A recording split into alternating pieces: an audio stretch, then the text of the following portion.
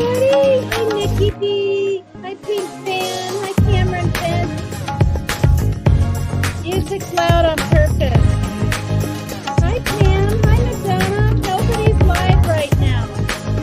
Unless Jimmy just went live. If he goes live, nothing really matters.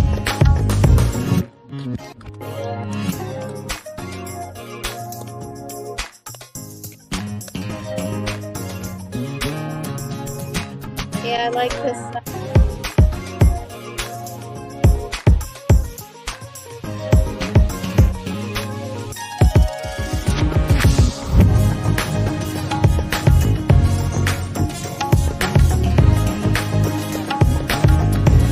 Hi, LJ.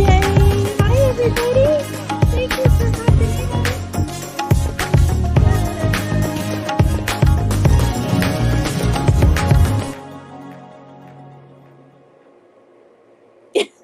Is it over? I like it. I'm going to play it one more time. Oh, it played on its own.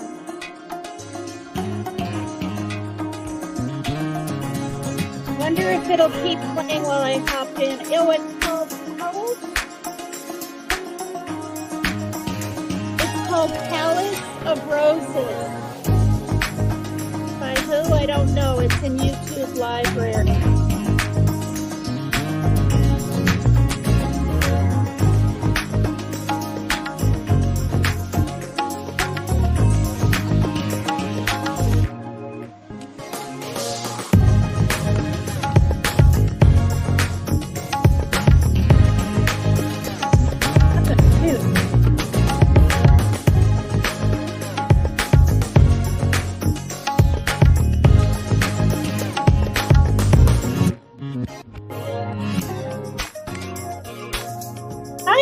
Gibson. Hi, Barbara Smith. Hi, everybody. I'm giving people a chance to jump in from wherever they are, whatever they're doing. Right?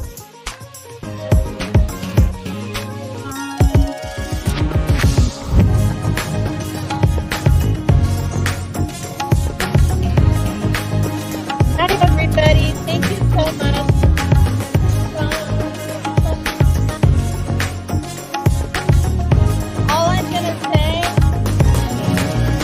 It's been a rough day today. That's all I'm going to say. It's been a rough day.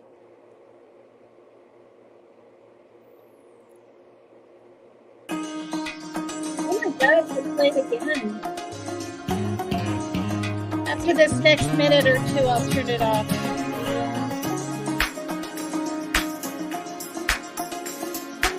We can get our groove on. All of us.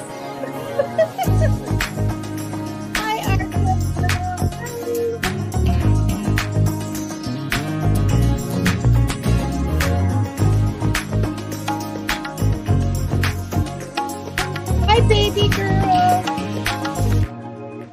I read back the chat. Thank you for all of the support, everybody. Really appreciate it. Okay, I'll be back in just a second.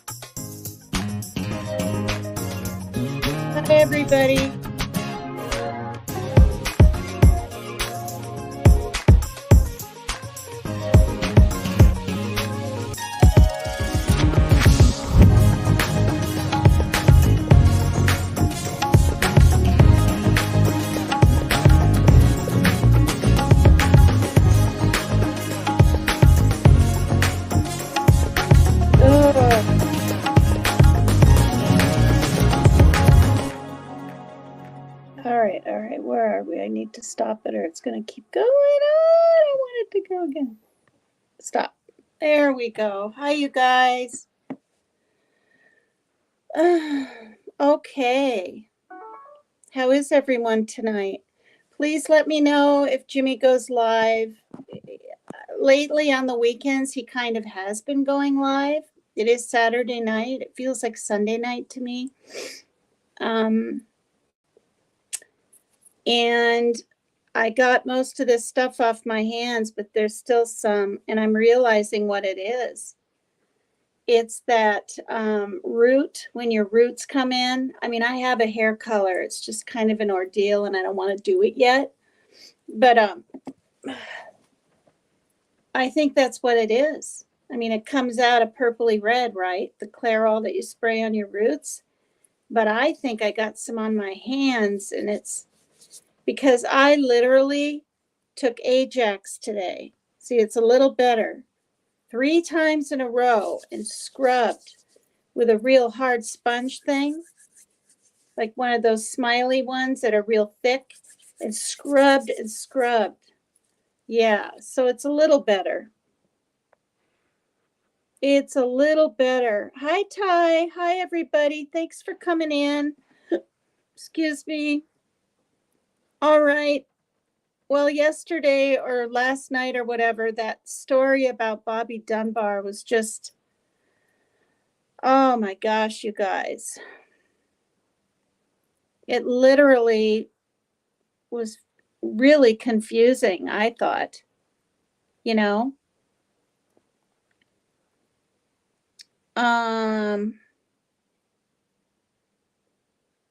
Oh, goodness gracious. Okay. So, hi, everybody. These are real life unsolved mysteries that sound fictional. This is how I ended, that I was going to come back to this. We'll see how this goes.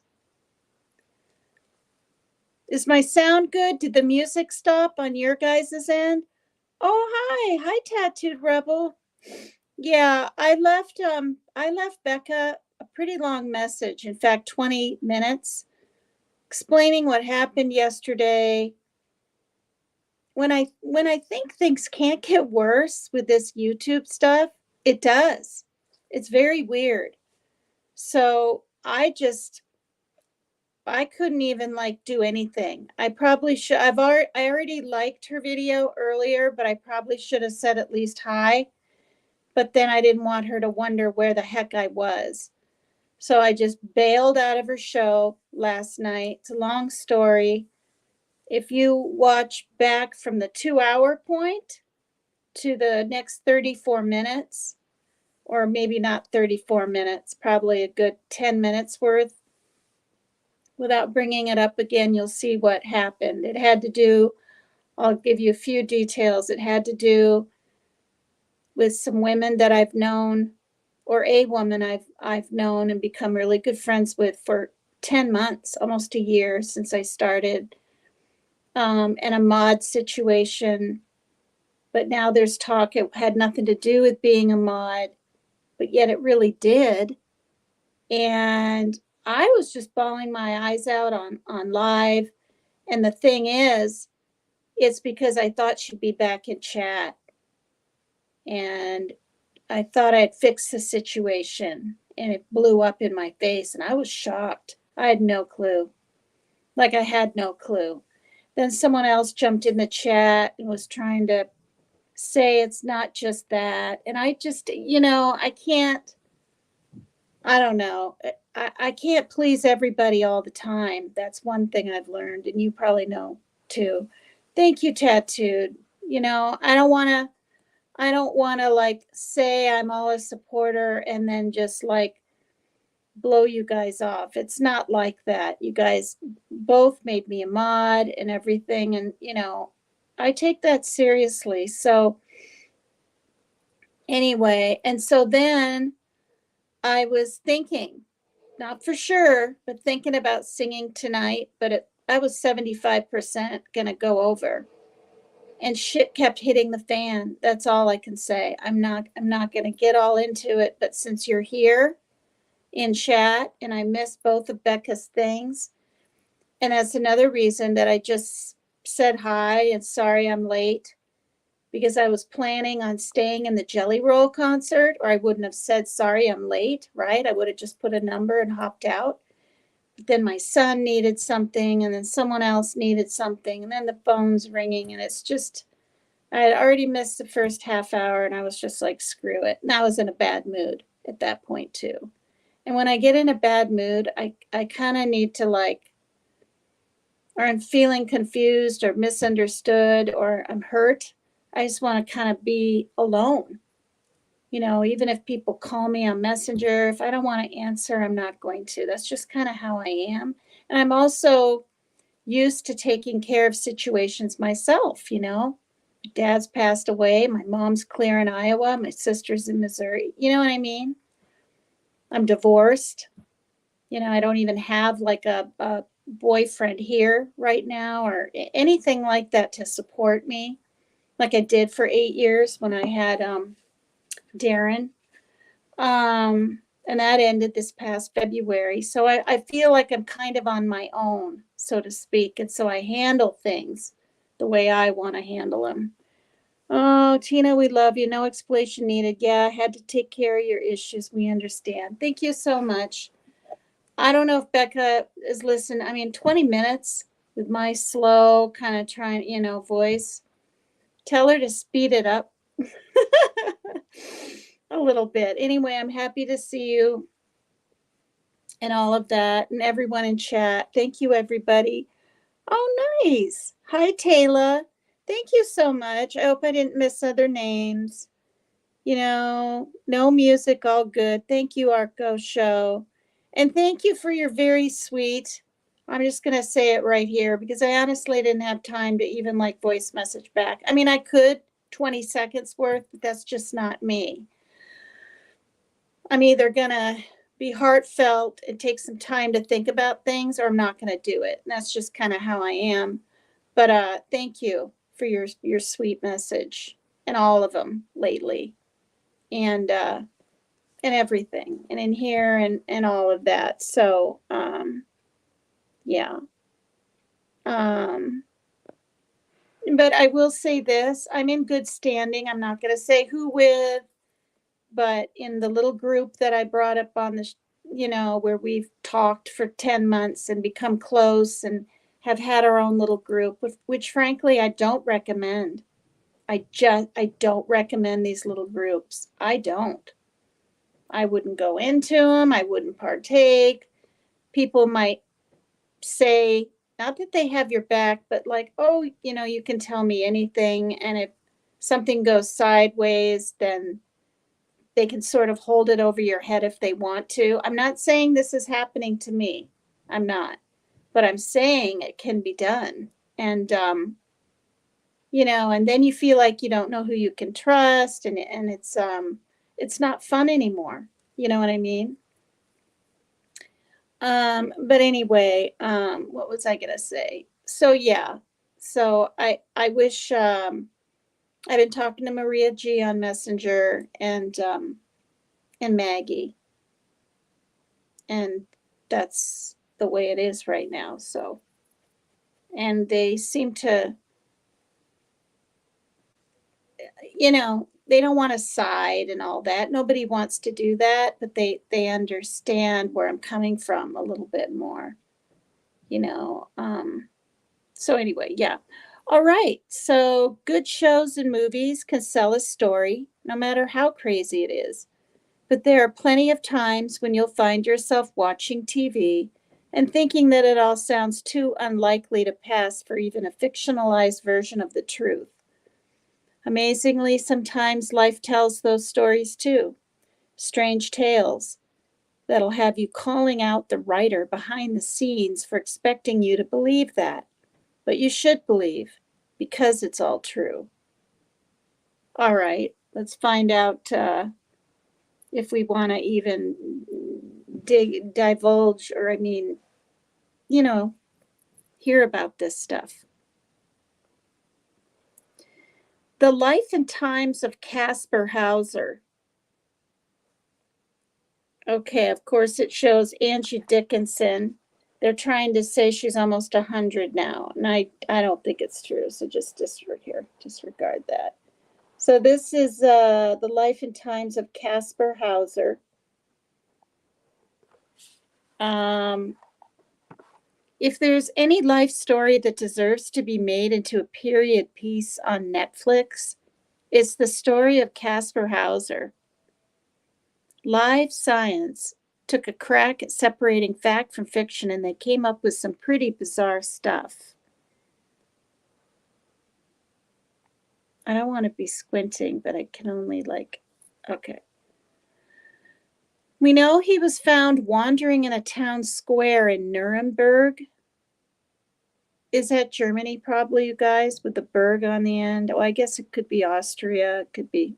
I'll keep reading and we'll find out. On May 26, 1828, when he was questioned, wait, did I miss a word? No. When he was questioned, he knew strangely little, apart from his name, Caspar Hauser. Later, when curiosity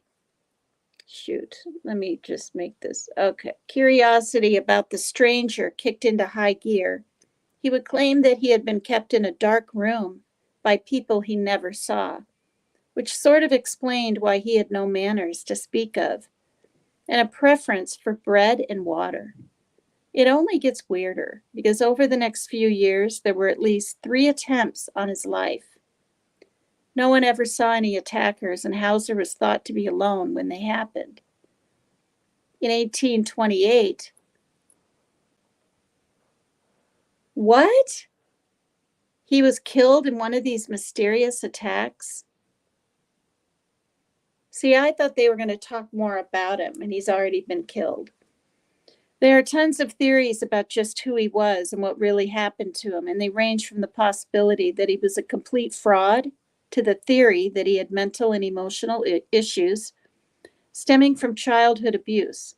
One of the stranger theories is that he was an illegitimate claimant to the throne, and someone wanted him out of the way, but we'll likely never really know.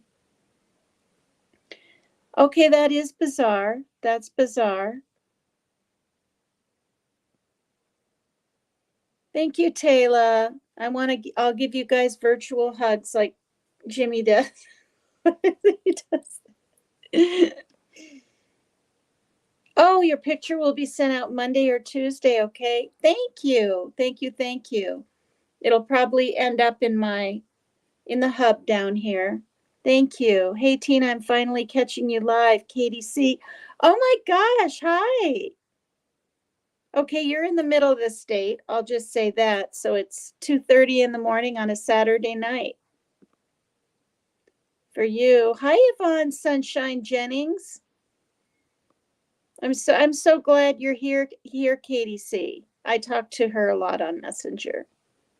Nice. Hi, everybody. Hello, hello, hello. Hi, Sidekick. Thanks, everybody. Okay, that was just strange, and now there's like nothing else. That's the thing. Like, do I want to read these things? It's just going to keep us wondering and wondering and wondering. Oh, there's Maria G. Hi, Maria G. Hi, sweetie.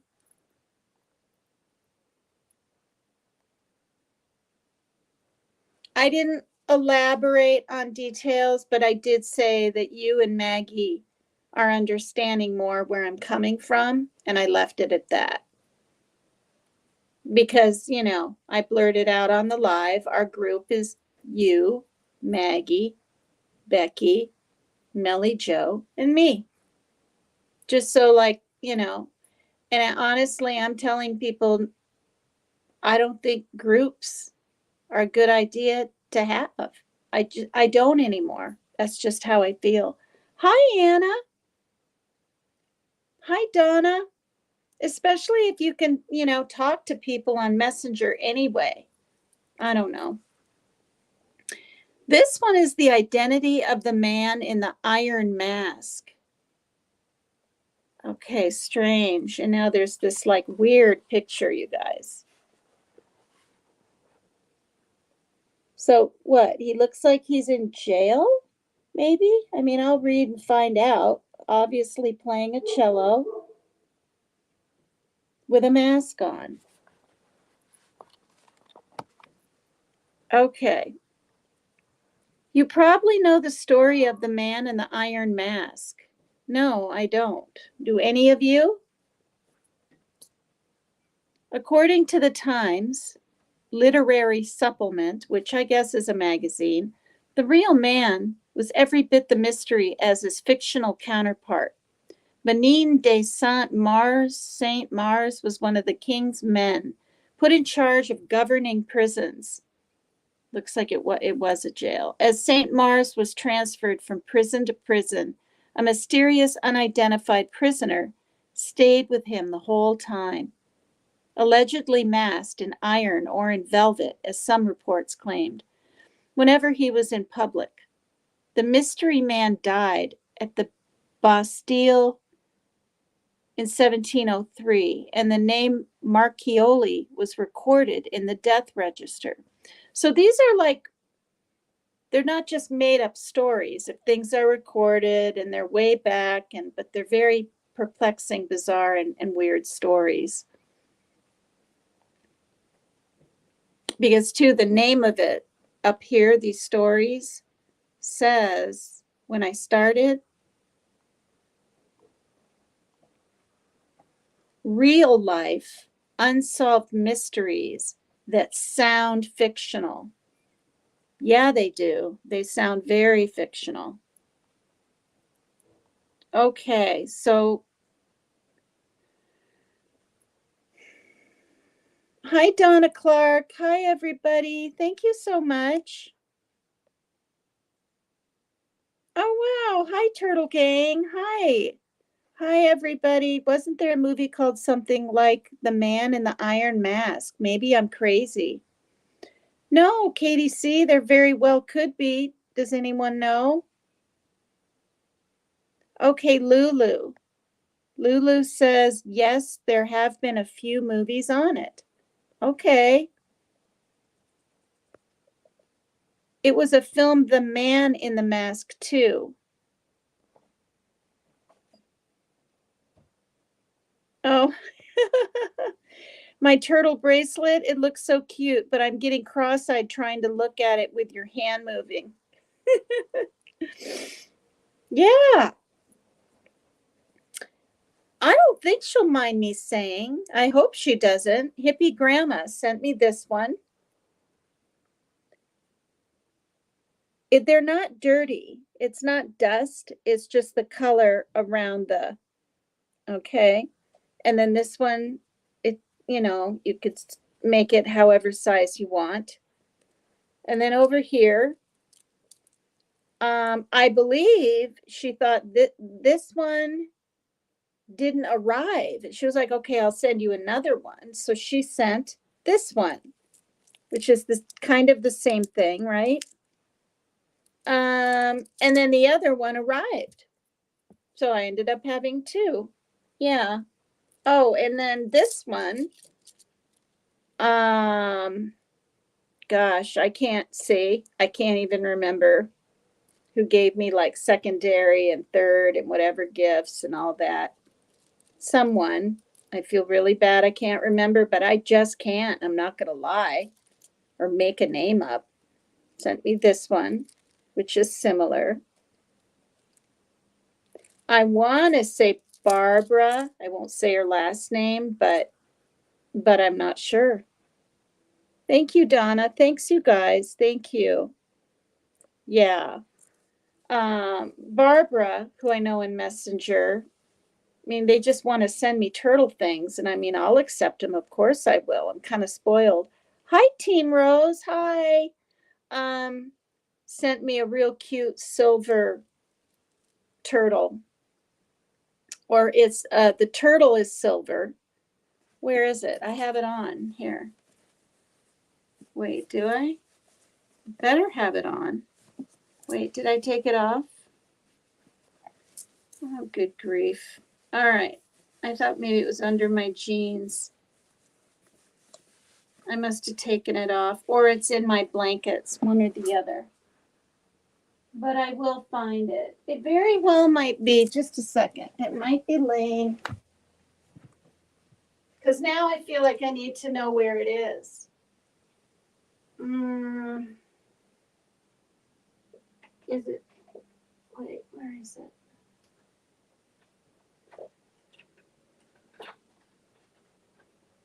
My little.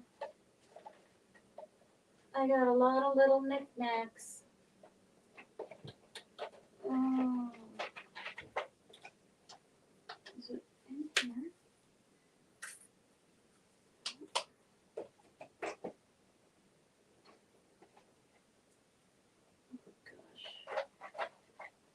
Where is it? Where is it? Where is it? Where is it? In here? No.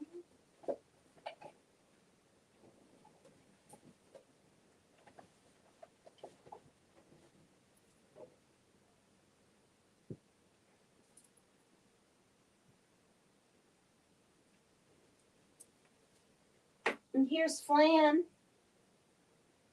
This is Flan from Rose. I'll bring Flan up. Okay, it's got to be in my blankets. It must have slid off under my...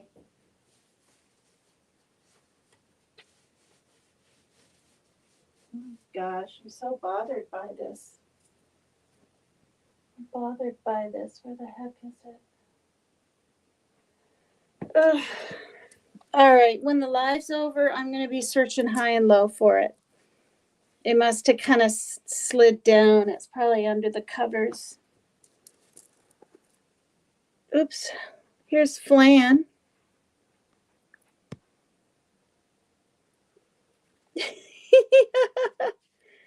That's so cute.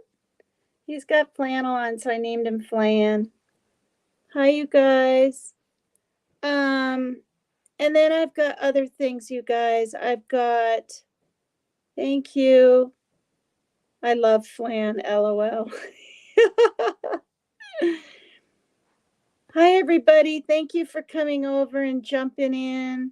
Thank you, Turtle Gang, for supporting me and everyone else.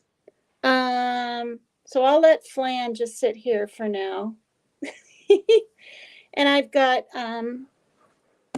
see him hanging on the green lamp right there. I've got those keychains. I'm not going to take them off because it's just too much, but I've got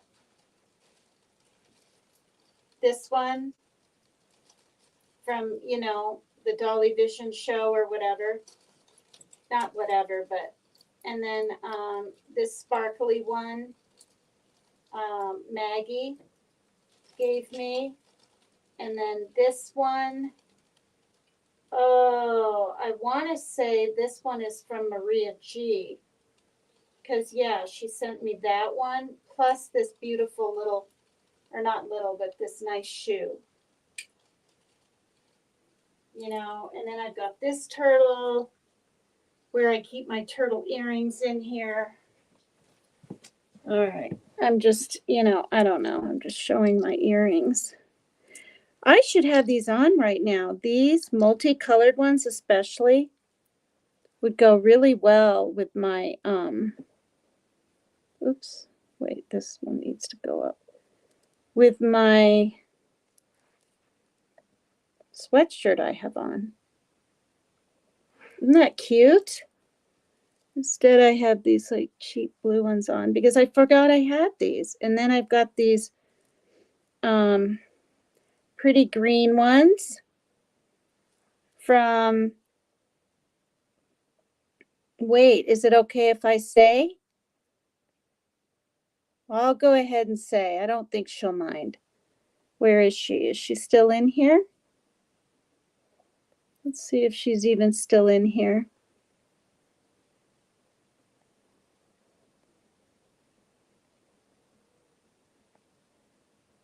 I don't know if she's still in here, but Katie C sent me these beautiful little earrings.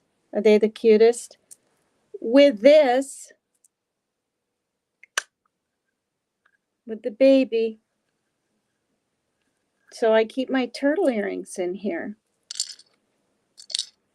I'm spoiled. I really am.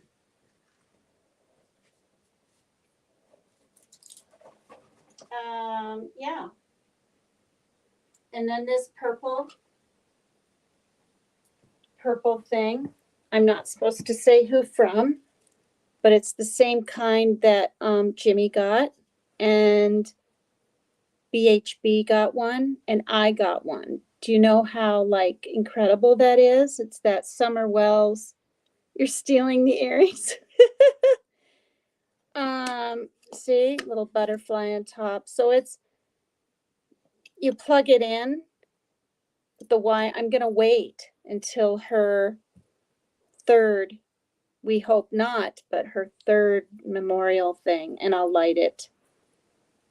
And I have this extra Summer Wells right here, which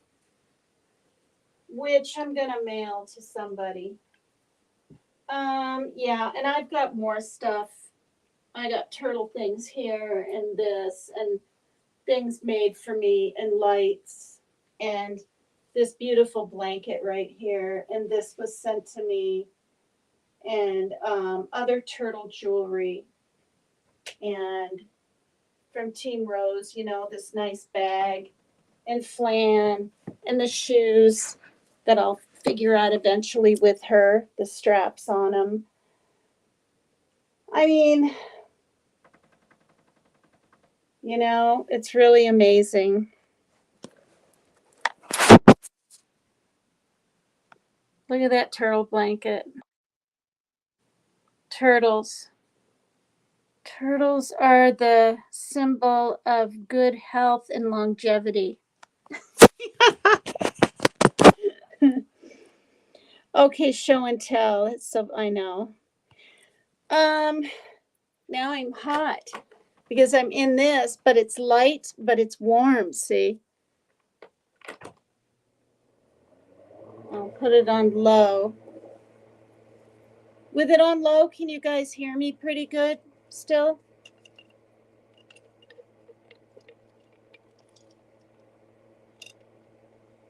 I know, not being able to find something. I have OCD, so I know where everything is, and things are pretty neat and in place.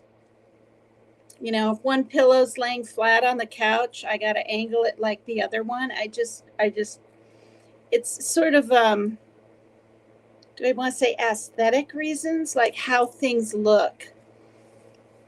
And then I'm not a deep cleaner except like once a month. I get on my hands and knees and do the kitchen floors, real small, the bathroom floors and that kind of thing. So I'm not like scrubbing everything, and it's just having everything in its place is important to me, you know. I don't freak out if someone comes in and they don't put their shoes away and they leave them in the middle of the living room. It's not like I have an attitude or an issue with it. And I don't have intrusive thoughts like my son, you know, or anything, thank God. Okay. Thank you. Thank you. Thank you. Thank you. You know, I kind of look at it now anyway because I've gotten so much stuff, turtle stuff. I mean, I wouldn't want to get paid. And when I say to Jimmy, "I'll give me 1%, right, of what you make," it's a total joke. It's supposed to be funny. But I don't, you know, get paid for my time up there in any way. And I wouldn't want to, and I don't want to. Let's make that clear right here. But what I'm saying is by getting these gifts and everything, it's been like people just appreciating me, I guess. And they know I love turtles. I love them now. I think they're really cute. In the past, you know, I'd see this big old turtle and I thought, gee, what kind of sort of, I don't want to say ugly, but I've said it before on Jimmy's, you know, what kind of, not creature, but you know what I mean. But now I look at them They're so cute, and there's so many different kinds of turtles. Like, I'm really into turtles. Like, I told my neighbor, she's like, I said, you ever want to get anything for my birthday, Christmas, anything turtle. Is what I want. It'd be cool. I wonder if there's like a turtle toothbrush out there. I mean, there probably is, but it's probably one of those not baby, what are those called? Those turtles, Michelangelo and the other ones, and you know what I mean. Hmm. All right. So, uh, okay, so I'm reading about the mask. The real man was every bit the mystery as his fictional. Wait, I already read that. What happened? Oh, I only read part of it. Okay, allegedly that masked man was either in iron or it could have been velvet, as some reports claimed, whenever he was in public. The mystery man died at the Bastille in 1703, and the name Marchioli was recorded in the death register. No one really believes the name was real, and attempts to figure out who the prisoner was have uncovered more than 50 different possibilities, ranging from a 12-year-old who punched the Dauphin, D-O-U, no,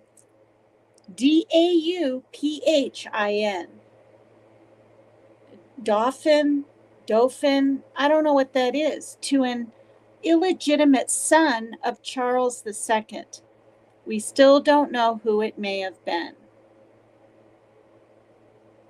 Okay, not to sound mean, but do we care? I mean, I guess we should. The poor guy was going from prison to prison, and always had that on? That is really weird. That's like really weird. Oh, good grief, you guys. The murders of Stur Bergwall, Thomas Quick? Stur is Sture, Bergwall. Then there's a slash, but it said the murders. So I'm assuming, right, it's two people. Then it says slash Thomas Quick, Quick. And there's a little video. So hopefully it's not too long. This is the picture of the boy. He looks pretty young. See? And with his blonde, kind of thick hair, he does look rather Swedish. It says Sweden, the case of Quick. So his last name is Quick. This is Thomas Quick, apparently, this blonde boy. All right. I hope it's not an hour long or anything. Let's see. You guys tell me if Jimmy goes live or something, okay? I'm assuming he hasn't. I'm just not sure if I'll get the notice over here in StreamYard. I don't think I will for anybody's lives. It's what they called the French Crown Prince, more or less. Who, the mask guy was called the French Crown Prince? Hi, MS. Or do you like to be called Ms.? Do you want MS or Ms.? Oh, Team Rose, Dauphin is pronounced Dauphin. Is it really? There's no N sound? That makes sense, though, because it was French, right? Of course, what do I know about French? I only know, and I'll say it right here, Voulez-vous coucher avec moi ce soir? Because it's in a song. And you guys know what that means. Closing my eyes while I listen. Oh, there we go, Pink Fan. Teenage Mutant Ninja Turtles. See? I don't know, even 6 months ago, things wouldn't escape me like that. Like, I don't know. Short-term memory loss can really, I'm seeing now, it can affect your life. It can affect friendships. It can affect how your children treat you, you know, how frustrated, Mom, I told you that, or Mom, you're gonna get me that snack. I'll plumb forget if I start doing something else. And whatever else, it can affect YouTube.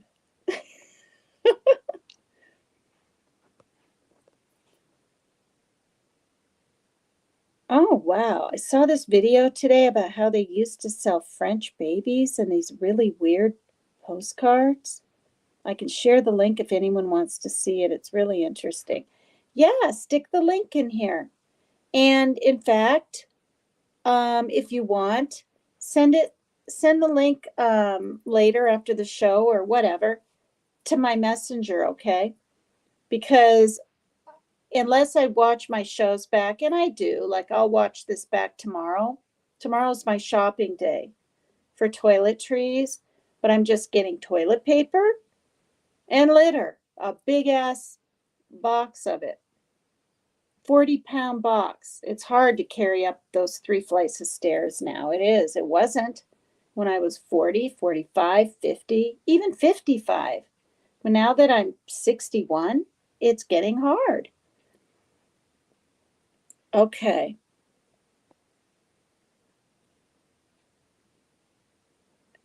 I get notifications, says Madonna, so I will yell if he comes up. Thank you. I mean, remember to turn that off. That's the other thing I noticed. I'll be talking away, and for 15 minutes until I'm reminded, maybe in chat, this comment will stay up there. It totally can. I have memory loss too. Yeah. Yeah. I'll share the link here and to you in Messenger. Yeah. Yeah. Definitely. All right, you guys, I'm going to hit on this. Well, first, I'm going to hit on it, and then it'll give me how long it is.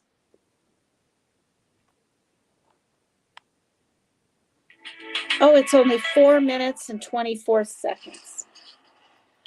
Every time Björn Asplund goes over the official investigation report, he's reminded that he's still in mourning for his son, almost 35 years after his death. On Saturday, November 7th, 1980, 11-year-old Johan failed to come home after school.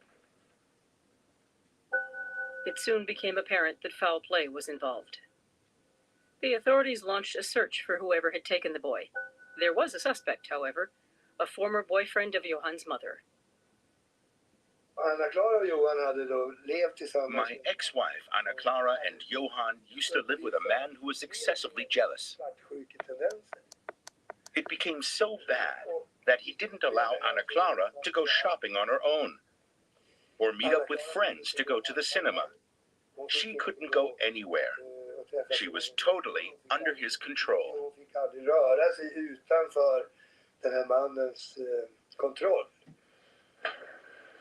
For years, Asplund tried to persuade the authorities to investigate the man.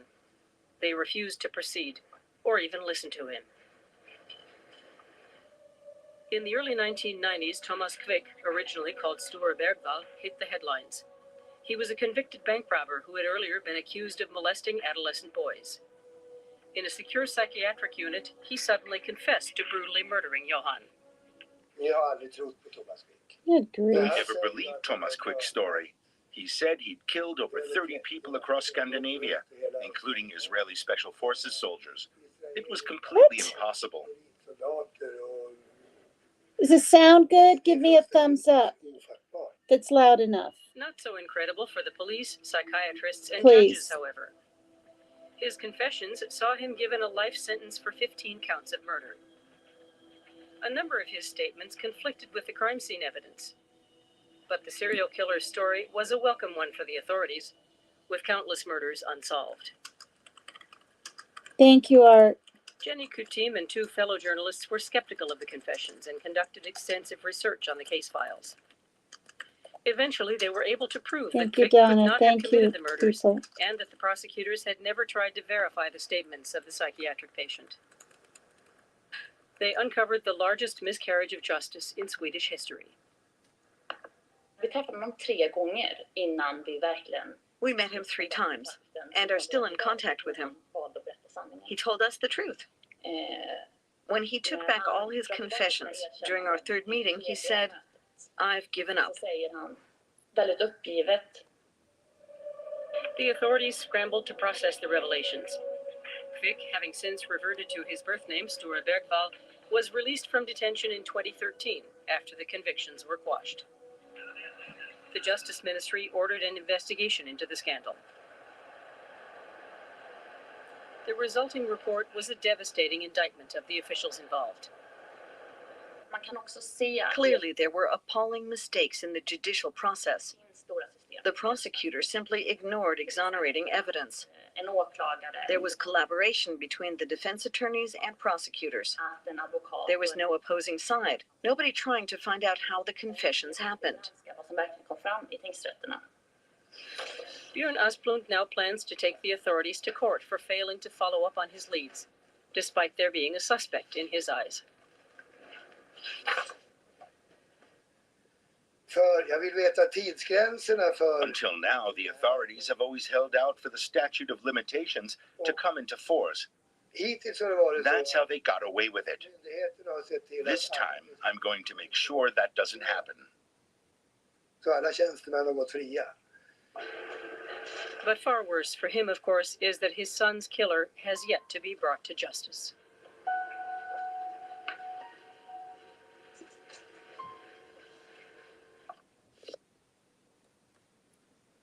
Goodness gracious. What's wrong with people, right? Wait, I've got to make sure it's stopped. I guess it is.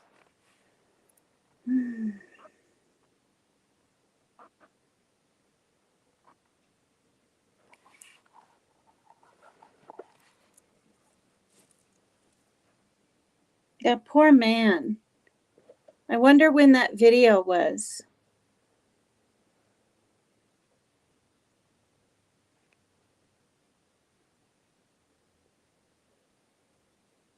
You know, made or whatever.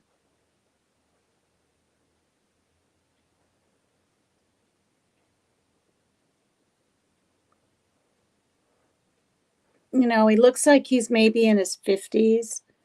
I hope, you know, he got some kind of justice for his son and himself, you know.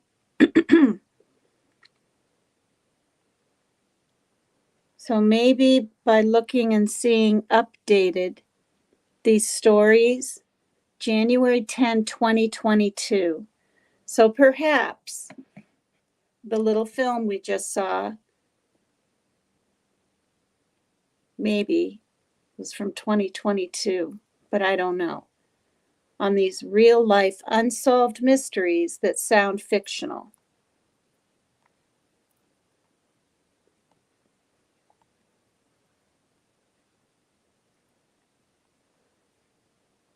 I think what I'll do, you know, I mean, we all care about, they don't have to be children missing or unalived, right? But he's an 11-year-old boy. Did they say what the year was? Because now, oh, okay. So I'll read and then I might look into a little more information. Here's a question for you. It says, would you confess to being a serial killer who was responsible for a string of the most horrible murders you can imagine when you weren't a killer? Sweden Sture Bergvall did exactly that. Yeah, but doesn't the dad think that he did do it, you guys? Because now it says Bergvall was committed to a secure psychiatric hospital in 1991 when he took the name Thomas Quick. Now I'm getting all confused again, which he said was a combination of his mother's maiden name and his first victim. Okay. All right, I'm getting it now. Remember I said that the boy must have been Thomas Quick? Well, it wasn't, right? It's the Swedish name. I don't know. I can't remember now, but it was a Swedish name, right? Or a Scandinavian, they said. His dad was Scandinavian. So that's why the slash was there. The Bergwall guy, right? The murders of Sture Bergwall, his real name, S-T-U-R-E, Bergwall, slash, he decided he wanted to be named or called Thomas Quick. This, more than likely, because he's even admitted to many murders, serial murders.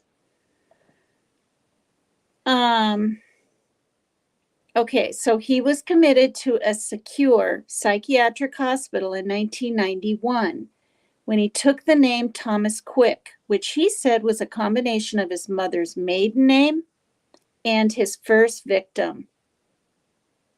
So his first victim was a Thomas, right? And the maiden name of his mother was Quick.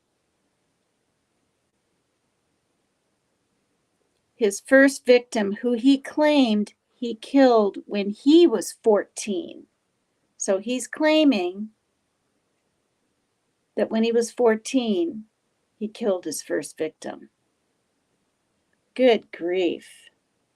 That's crazy, says Donna Clark. Yeah, the whole thing is pretty nutty.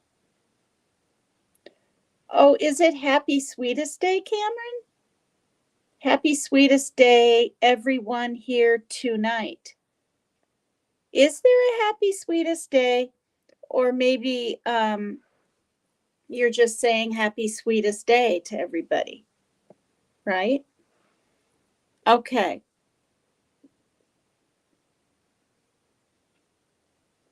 By 2001, that's when I moved into this apartment complex, he had been convicted of 8 murders. At his trials, there seemed to be no question that he was guilty. He knew grisly, horrible details. He could describe what had been done to bodies in graphic terms. I don't want them to hear. And he confessed freely. Open and shut case, right? After his 8th conviction, however, he stopped cooperating. He refused to say anything else until he opened up in 2013 with a different kind of confession, now going by the name Bergwall again. Okay, now he's going by Bergwall. It was Sture, right? S-T-U-R-E, or Stury, or however it's pronounced. Rose would probably know.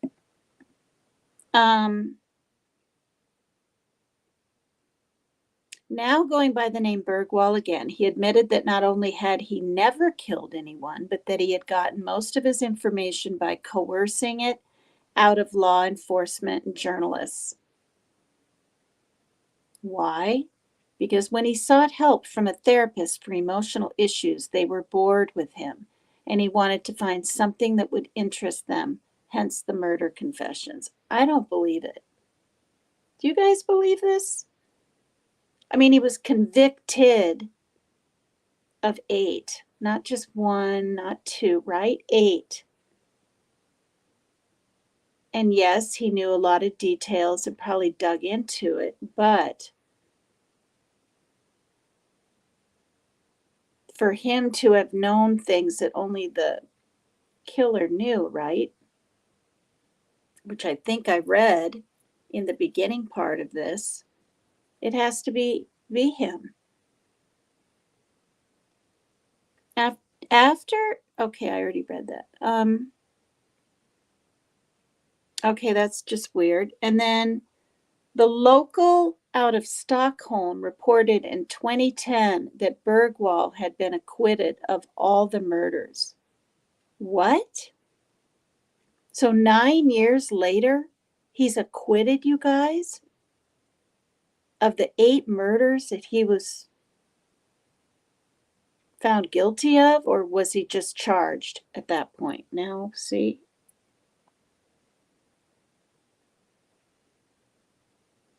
Conviction, his 8th conviction. He had been convicted of 8 murders, not just charged. Are you serious, you guys? Can you imagine how sick all those parents must have been of the 8 that he was convicted of? He was acquitted. It says it right here. But the revelations about his false confessions means that Sweden now has a whole string of unsolved killings. Wow. Thank you, Donna. Thank you, you guys. Yeah, convicted of 8, but likely more.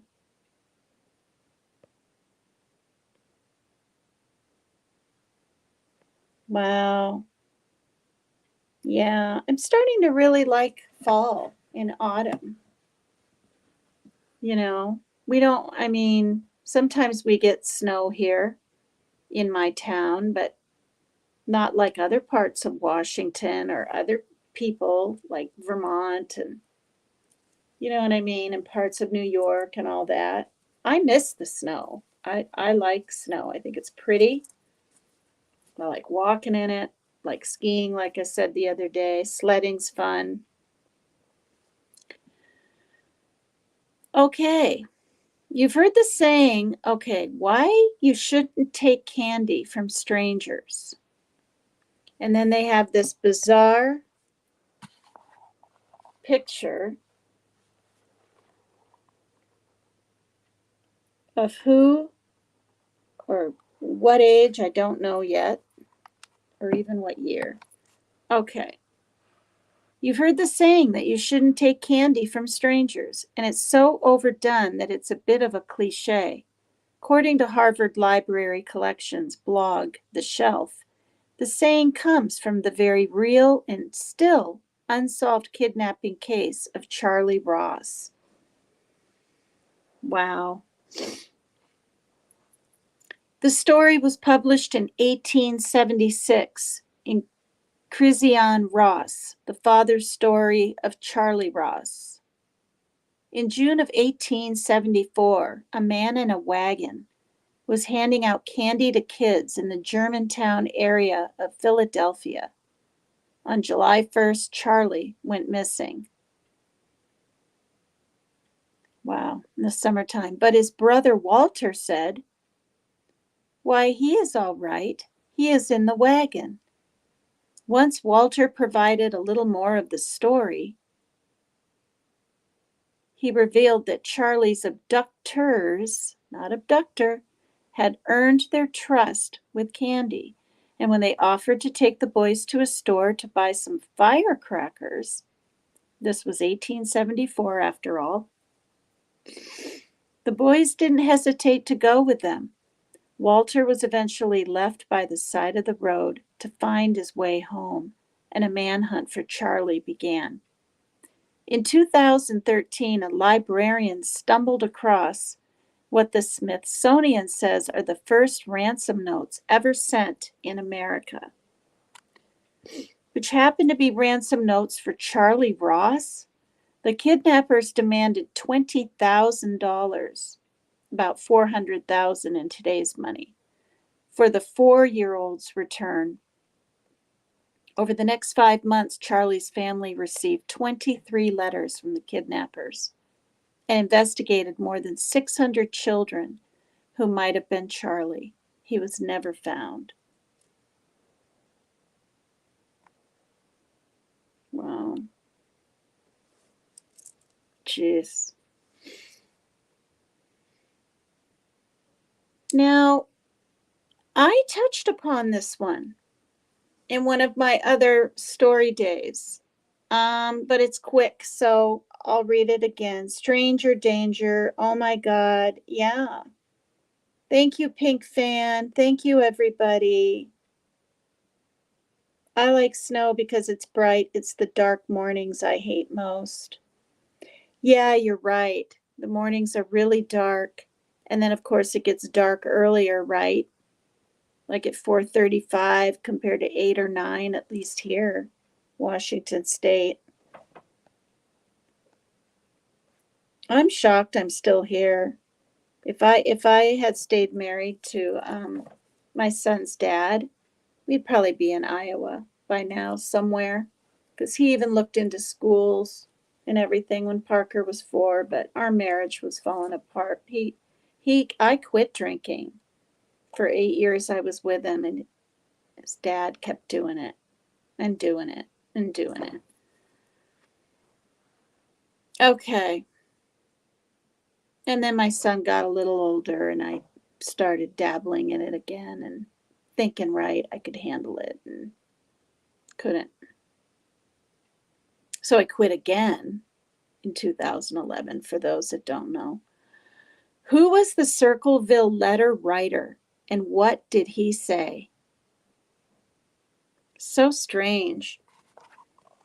Some of you might remember this little thing people were writing. This is obviously just a picture, right, of maybe the mailboxes that they had back in that day or something. Sure cute. It's the biggest trope in horror. Trope, T-R-O-P-E. That's what it says. Is that another word for story? I don't know. The mysterious entity who seems to know everything about you. It really happened in Circleville, Ohio. And no one knows who was behind the secret-filled letters that started showing up in 1976.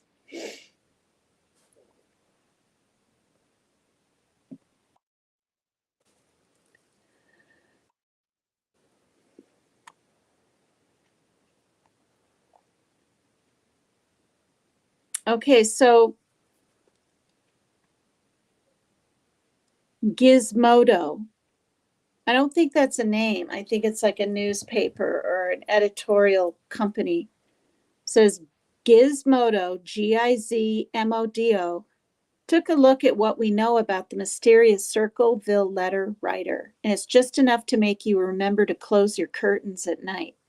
The deadliest series of letters started with one that accused a woman named, I'm remembering this now, a woman named Mary Gillespie of having an affair with the school superintendent. Her husband, Ron, also got some letters informing him of the alleged affair. Friends and family were questioned, and the letters stopped. But whoever was behind the accusations apparently wasn't done yet. Ron got a phone call on August 17, 1977. When did these start? Didn't I read 71?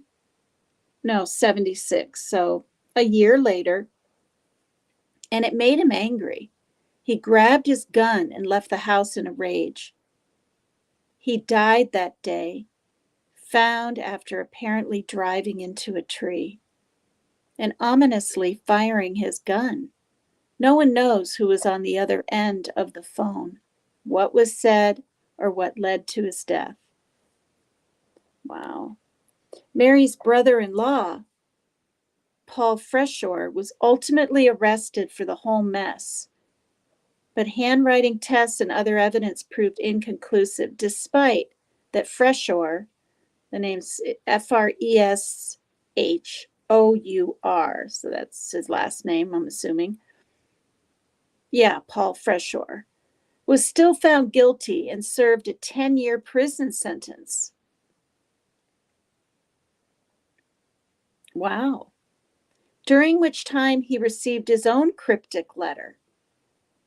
He maintained his innocence until his death in 2012, and still no one knows the whole truth about where the letters came from or how the writer knew so many small-town secrets. Interesting. But sad for that guy. He did 10 years in prison, maintain his innocence.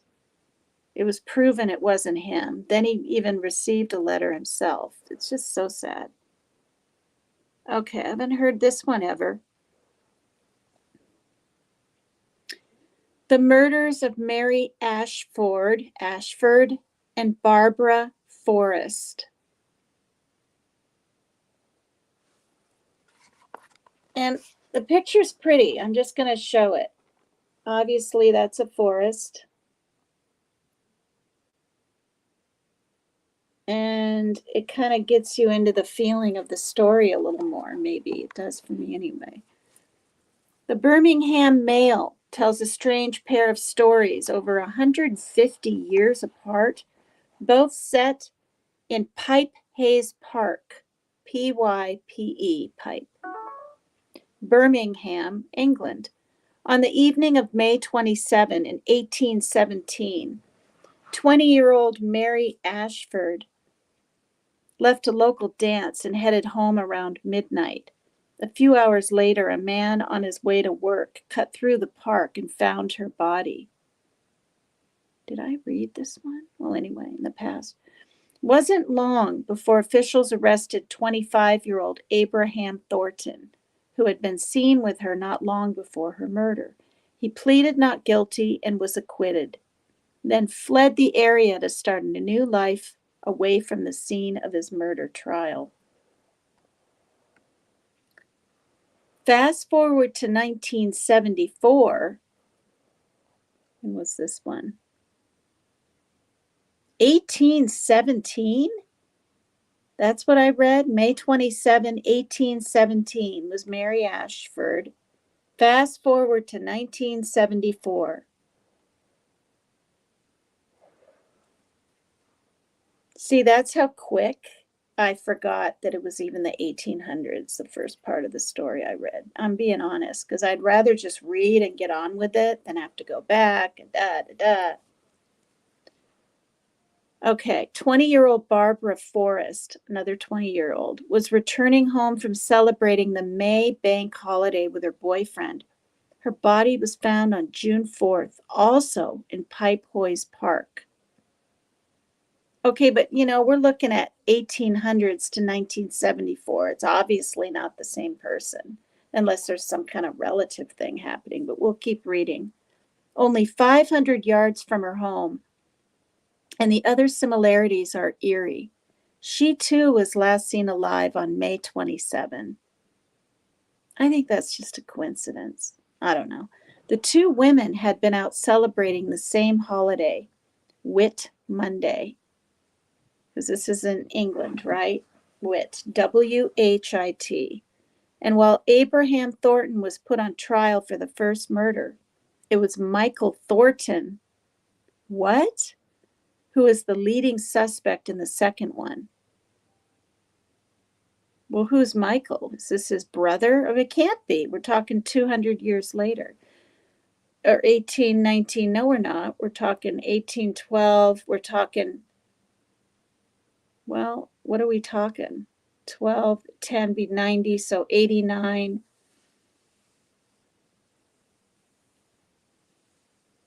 I mean, what? The guy's 99 years old? Am I doing the math right? I don't know. Or they're just amazed at the similarities in the last name. It was Michael Thornton who was the leading suspect in the second one. Like Abraham, Michael was also acquitted on at his murder trial. Neither case has been solved. That is a lot of similarities, isn't it? Think about that. The same park. Both of the women were 20.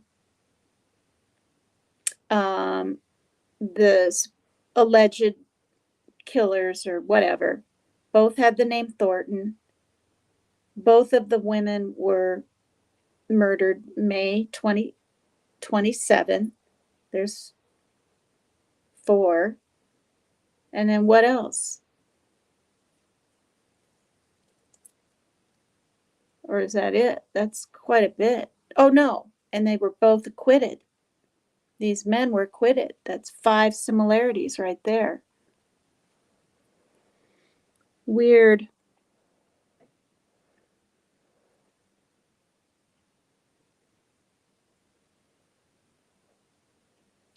Okay, so the museum's surprise skull.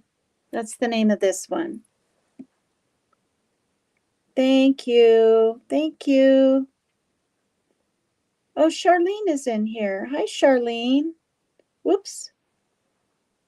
Oh, look at you guys. It's so sweet. Hi, you guys. Oh, yeah.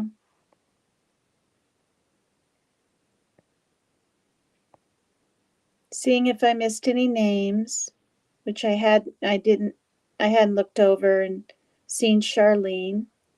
Thank you for visiting, Charlene.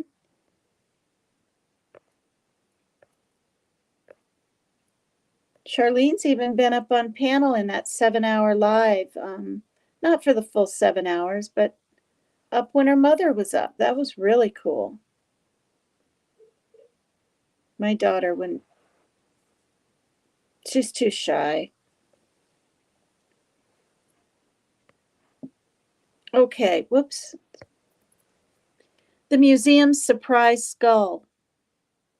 And this is the picture they're showing. And it's a little video, so I'm probably going to play it.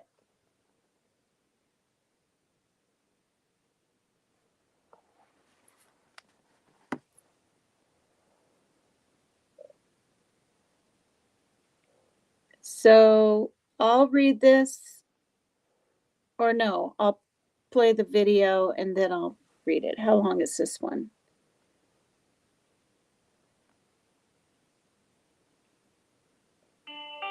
"44 seconds?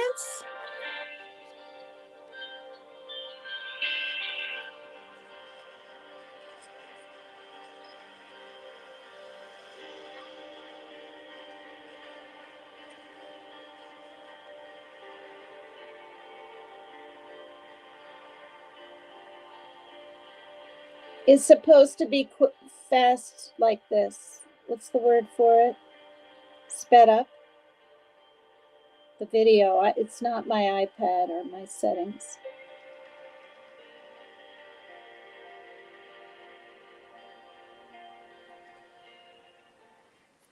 Okay. Jeez. Oh my goodness.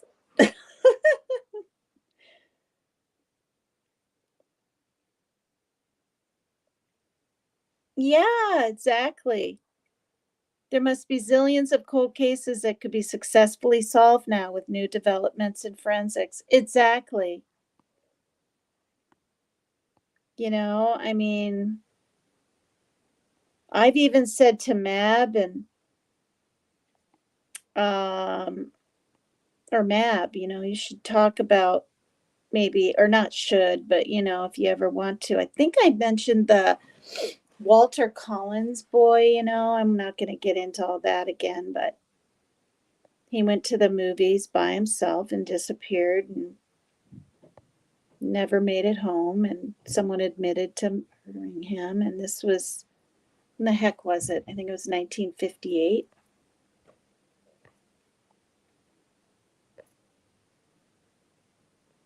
Time lapse. There's the word. See? There's words for everything. Let's be honest here. Dioramas in museums are the creepy stuff of nightmares, this person's saying. No school child in the history of school children actually likes them. I don't know about that, but anyway. With their lifeless poses and their staring dead eyes. I never did like them. Honestly, I just didn't. And I saw some stuffed things, like even at the zoo in Everett when I went with my daughter, and it was a tad intense. I don't know. To me, I didn't say anything. I went, ooh, you know, my daughter might have liked it. She was 5. And it was with her school. We all rode the bus and stuff. In 2017, Pittsburgh's Tribune Review reported on a discovery from the Carnegie Museum of Natural History that proves just how disturbing they can be. The museum has an exhibit called Lion Attacking a Dromedary, which you can see above. Okay, that's what this is. A lion attacking.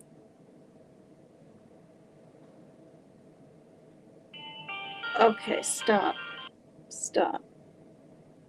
Ew, I didn't even really look at it until now. Ew, you guys. It is. I was just watching the people moving and listening to the music. I'm telling you the truth. Look at that. It is a lion attacking, I guess, what's called a drone. Look at that. The drone berry or whatever, I need to read it again, looks like it's what? Part camel, part moose with horns, and I don't even know what else. And something, see right there in the front, is attacking it. This is just too weird. A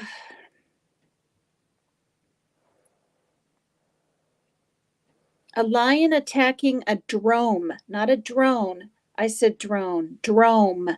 D-R-O-M-E and then D-A-R-Y, one word. Dromedary, which you can see above. As disturbing as the display is, it's even more creeptastic. Okay, I've never heard that word. That the museum has known for a long time. Oh, that the camel rider has some disturbingly real teeth. What? It was only when they dismantled the display for restoration that they found the mannequin didn't just have real teeth, it had a real human skull. No way. What? Ugh.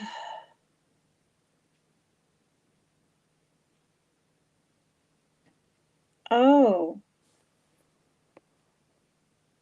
Oh, see, I left this up again.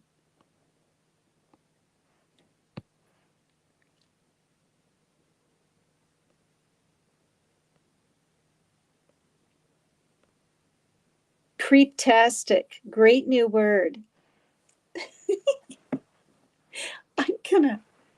I'm gonna write it down after. I'm gonna have to write it now, and I'm gonna use it in my next video. That's what I'm gonna do. I'm gonna steal it, you guys. The word. Creeptastic. Creeptastic. Okay then.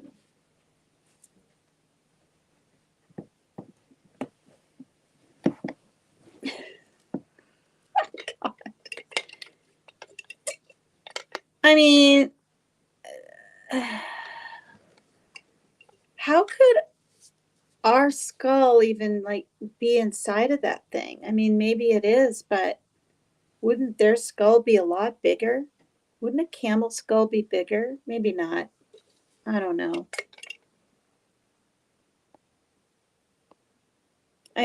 Somebody came in there, Lisa Thompson. I'm here, Tina, but just listening for now, away from computer.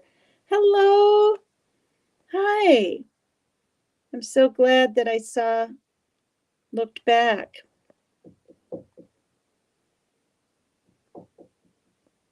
What do you need?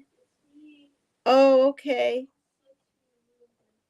Okay, let me unlock the door. I'll turn my camera off and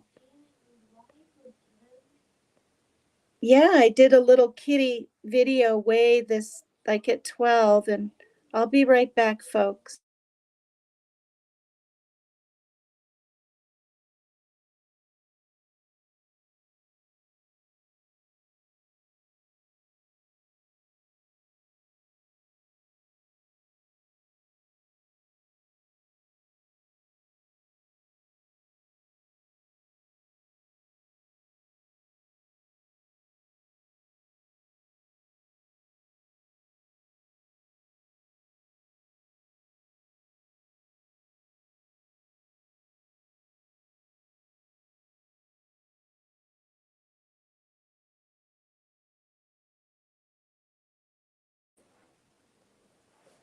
She had no idea I was live.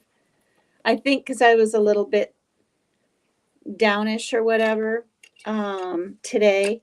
She didn't think I was going live. I wanted to go earlier because I need to get up. I always stay up late anyway, but I need to get up by 10, leave at 11, go to the store.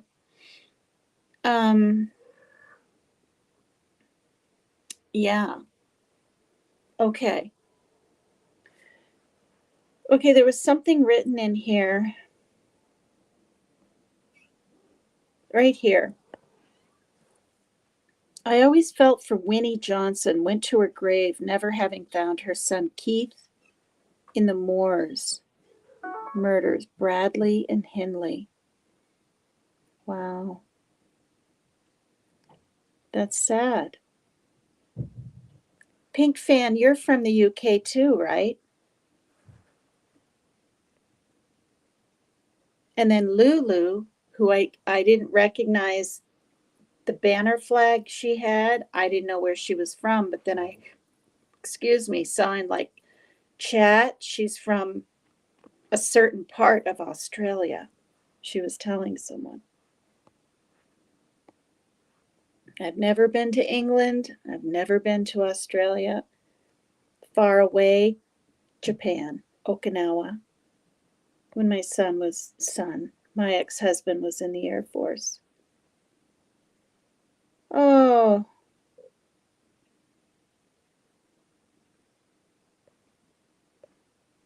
Okay.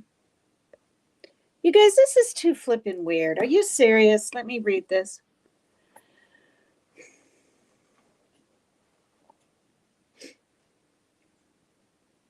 So it was only when they dismantled the display for restoration that they found the mannequin didn't just have real teeth, it had a real human skull. We have so many questions, and so does the Carnegie Museum. The diorama is actually surprisingly old, and it was first displayed in Paris in 1867. It was eventually bought by Andrew Carnegie. Is it Carnegie? No, it's Carnegie. And ended up in the museum that bears his name, but no one knows where the skull came from. We do know that the whole thing was made by the Verreaux brothers, Verreaux, who are known to have created at least one another taxidermied person. And unfortunately, they were exceedingly bad record keepers. It's possible that they might have just swiped a skull from the Paris catacombs,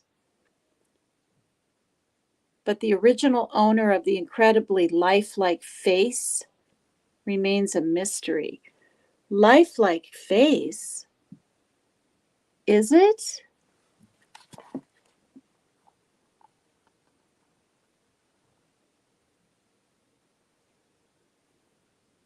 Good grief, you guys, it's so creepy.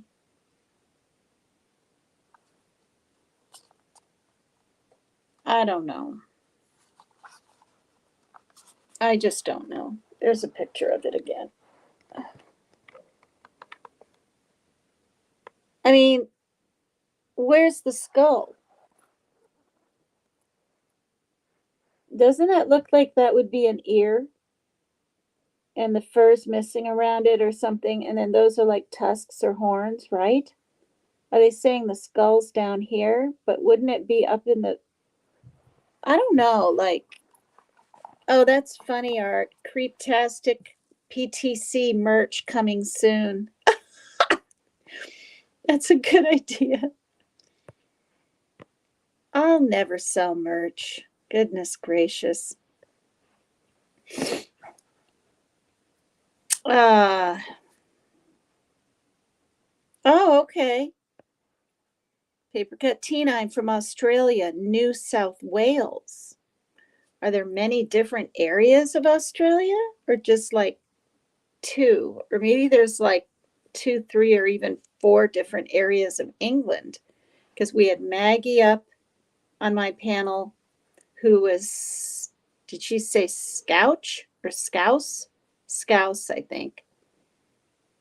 And she feels her talk is more choppy, whatever, kind of like the Scottish or the Irish dialect kind of thing. And then Maria G is more posh, she said. She's more posh. So, okay. All right, this is just really weird. Now it says, okay, so it was first displayed in Paris in 1867. It was eventually bought by Andrew Carnegie and ended up in the museum that bears his name, but no one knows where the skull came from. Oh, I already read all of this. It's possible that they might have swiped a skull from the Paris catacombs. So are the Paris catacombs a morgue or something? Like, what on earth is that? But the original owner of the incredibly lifelike face remains a mystery. The original owner. Oh, Lord. Okay. Wow, I've been on an hour and a half already. Okay. This one is called the Isdal woman.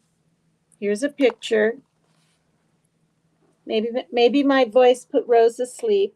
She said she was laying down, and she said in the past my voice helps her sleep. She says it's relaxing, like Jimmy's. Isn't that cute? Do you know this woman? Found dead 1970.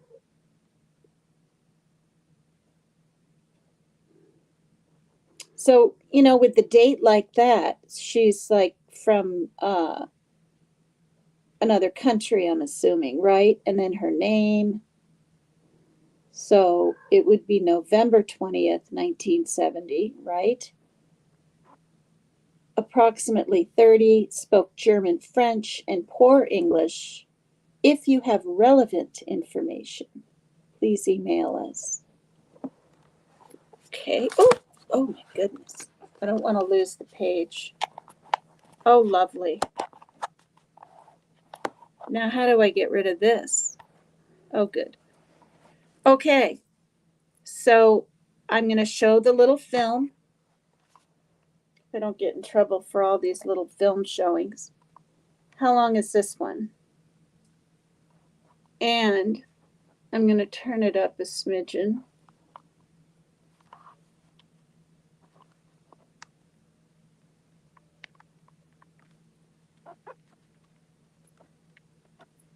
Okay, this one is 5 minutes and 12 seconds.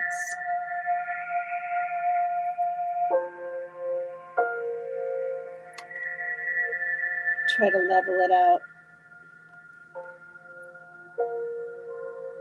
Jeg var litt forundret over hvor vi skulle hen. Og jeg synes det var ufremkommelig, og det var jo ikke vanlig turvei.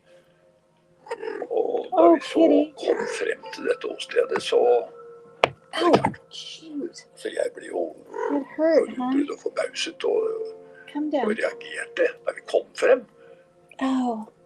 29. november 1970 går drapsalarmen hos politiet I You Bergen. guys, we missed some of the writing. I'm going to start it over. I got scratched. Her nail stuck right in my finger. I'm trying to follow it too. Jeg var litt forundret over hvor vi skulle hen. Og jeg synes det var ufremkommelig, og det var jo ikke vanlig turvei.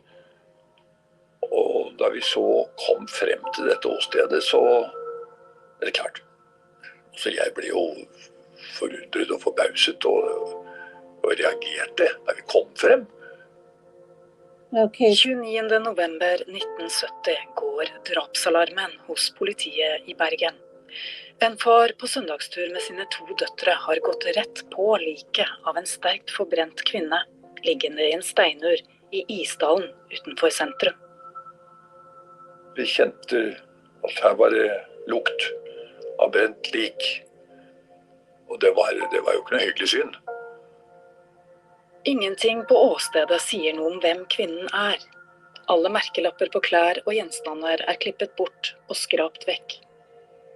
Obduksjon viser at hun døde av en kombinasjon av piller og kullosforgiftning fra flammene hun var blitt utsatt for.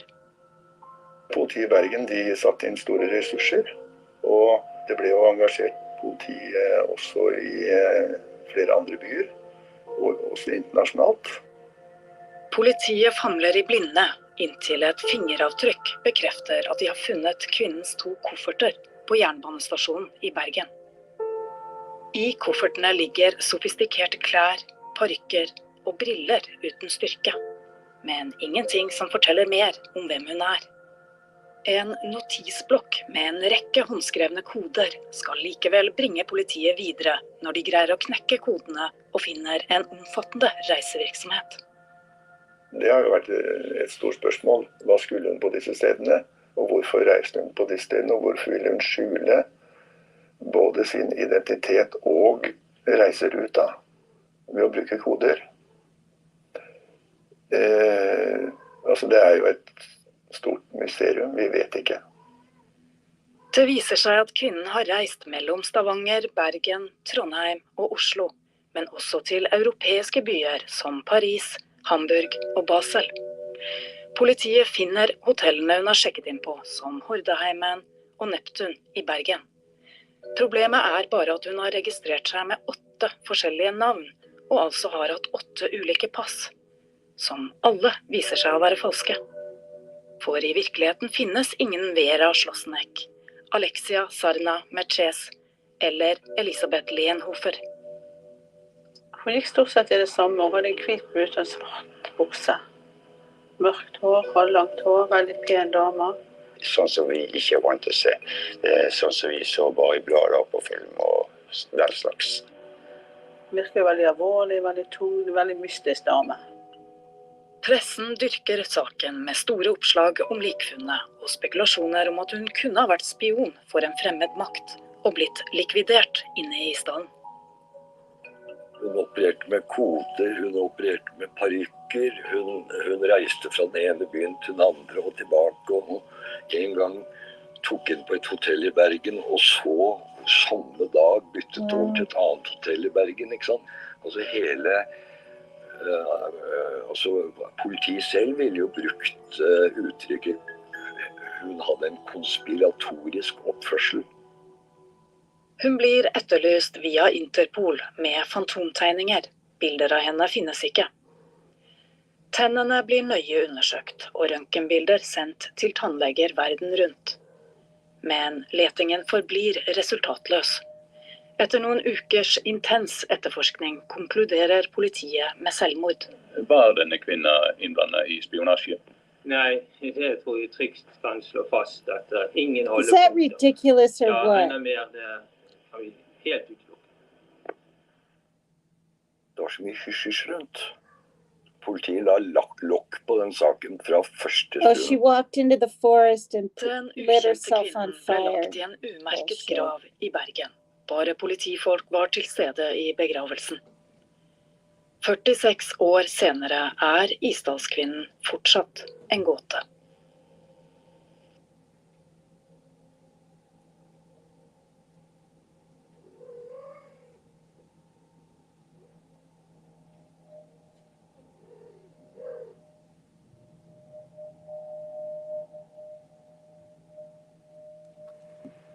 Okay. That was different.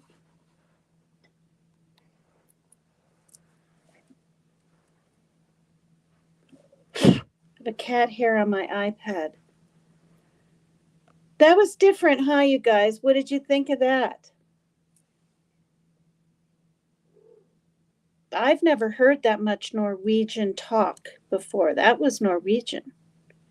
Because they said so. Otherwise, I wouldn't have known.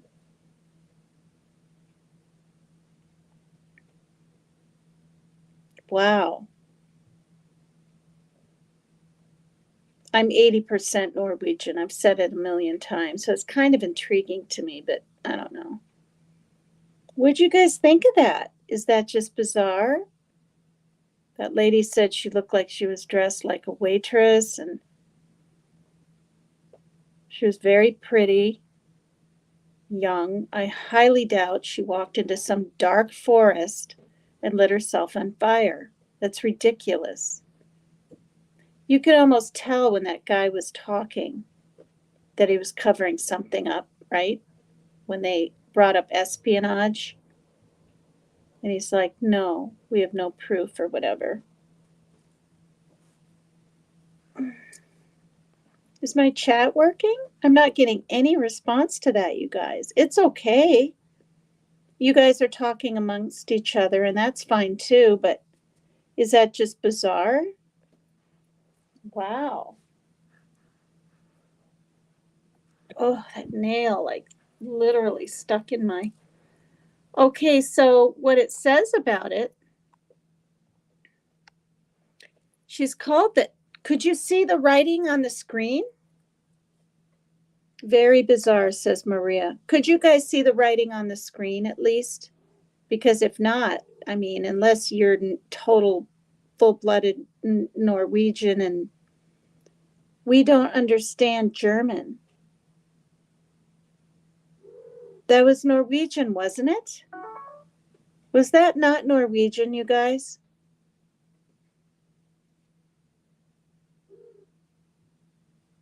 No, okay. It was in English, translated in English. And I could see it, but you guys couldn't really see it. I had no idea what it was about. It was hard to read caption. It was?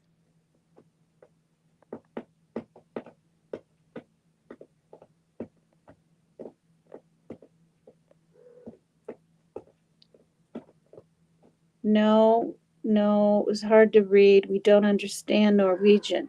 Well, me neither. And remember, I do shows. I never know what's going to happen. I had no idea that was going to come up. I mean, I found it a little interesting to hear the voices. The first older man that was speaking was a cop. He but a father and a daughter were walking and found the woman's body, still had a burnt smell. Yes, in Zoom, I could read, I think, Norwegian. Well, I thought it was. It's 5 minutes long. I wonder if I can make it bigger. Oh, I can. You guys, I'm going to play it again. Don't be upset with me. It's just 5 minutes, and I'm going to make the caption come in more, okay? If it was 10 minutes or something, I wouldn't. Oh, good grief. Come on already. I'm trying to pull back the...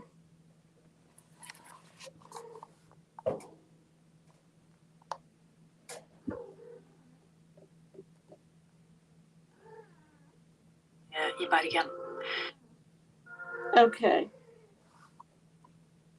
I'm getting it ready.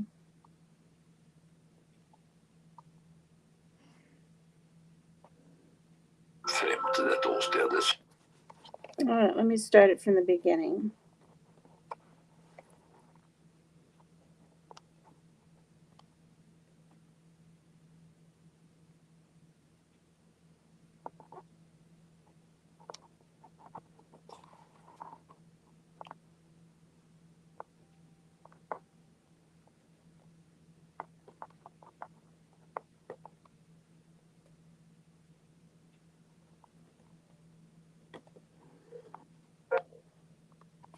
Why on earth?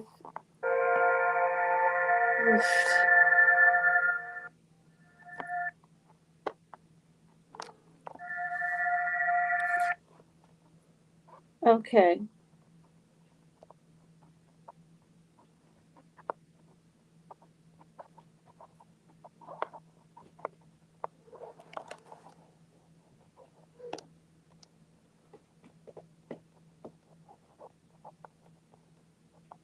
Why can't I get...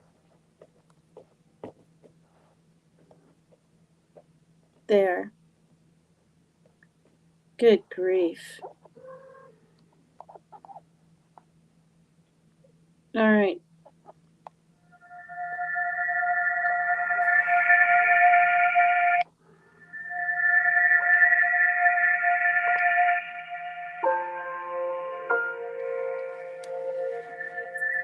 Now you guys can see the captions better. Jeg var litt forundret over hvor vi skulle hen. Og jeg syntes det var ufremkommelig, og det var jo ikke vanlig turvei. Og da vi så kom frem til dette åstedet, så er det klart. Så jeg ble jo forundret og forbauset og reagerte da vi kom frem. 29. november 1970 går drapsalarmen hos politiet i Bergen. En far på søndagstur med sine 2 døtre har gått rett på liket av en sterkt forbrent kvinne, liggende i en steinur i Isdalen utenfor sentrum. Vi kjente at her var det lukt av brent lik. Og det var jo ikke noe hyggelig syn. Ingenting på åstedet sier noe om hvem kvinnen er. Alle merkelapper på klær og gjenstander er klippet bort og skrapt vekk. Obduksjon viser at hun døde av en kombinasjon av piller og kullosforgiftning fra flammene hun var blitt utsatt for. Politiet i Bergen de satte inn store ressurser, og det ble jo engasjert politiet også i flere andre byer, og også internasjonalt. Politiet famler i blinde, inntil et fingeravtrykk bekrefter at de har funnet kvinnens 2 kofferter på jernbanestasjonen i Bergen. I koffertene ligger sofistikerte klær, parykker og briller uten styrke, men ingenting som forteller mer om hvem hun er. En notisblokk med en rekke håndskrevne koder skal likevel bringe politiet videre når de greier å knekke kodene og finner en omfattende reisevirksomhet. Det har jo vært et stort spørsmål. Hva skulle hun på disse stedene? Og hvorfor reiste hun på disse stedene? Og hvorfor ville hun skjule både sin identitet og reiseruta ved å bruke koder? Det er jo et stort mysterium. Vi vet ikke. Det viser seg at kvinnen har reist mellom Stavanger, Bergen, Trondheim og Oslo, men også til europeiske byer som Paris, Hamburg og Basel. Politiet finner hotellene hun har sjekket inn på, som Hordeheimen og Neptun i Bergen. Problemet er bare at hun har registrert seg med 8 forskjellige navn, og altså har hatt 8 ulike pass, som alle viser seg å være falske. For i virkeligheten finnes ingen Vera Schlossneck, Alexia Sarna Merces eller Elisabeth Leenhofer. Hun gikk stort sett i det samme, og hadde en hvit brud og en svart bukse. Mørkt hår, halvlangt hår, veldig pen dame. Sånn som vi ikke er vant til å se. Sånn som vi så bare i blader på film og den slags.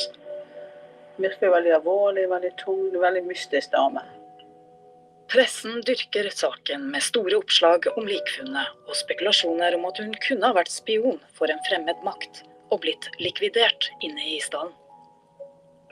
Hun opererte med koder, hun opererte med parykker, hun reiste fra den ene byen til den andre og tilbake. Og en gang like she was some tok hun på et hotell i Bergen, og så samme dag byttet over til et annet hotell i Bergen, ikke sant? Altså hele... Rose, will you Google the Isdalen or whatever? And if it's in Norway, then we'll know. Hun blir etterlyst via Interpol med fantomtegninger. Bilder av henne finnes ikke. Tennene blir nøye undersøkt, og røntgenbilder sendt til tannleger verden rundt. Men letingen forblir resultatløs. Etter noen ukers intens etterforskning konkluderer politiet med selvmord. Var denne kvinnen innblandet i spionasje?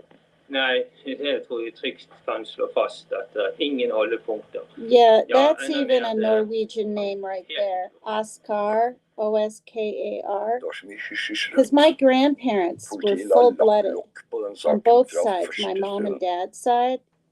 My grandpa had a little bit of German ble lagt i en there. umerket grav i Bergen. Bare politifolk var til stede i begravelsen.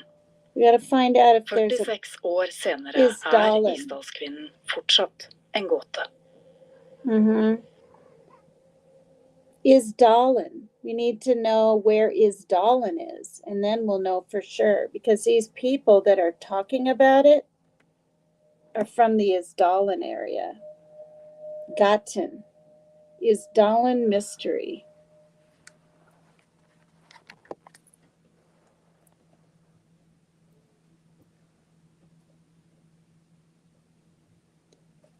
New evidence. I'm going to hit on this one really quick.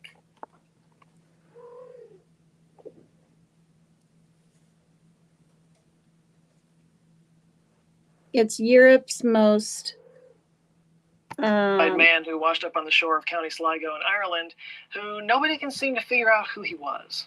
It's a tragic story, but is Europe's most famous unidentified person. Answers with Joe.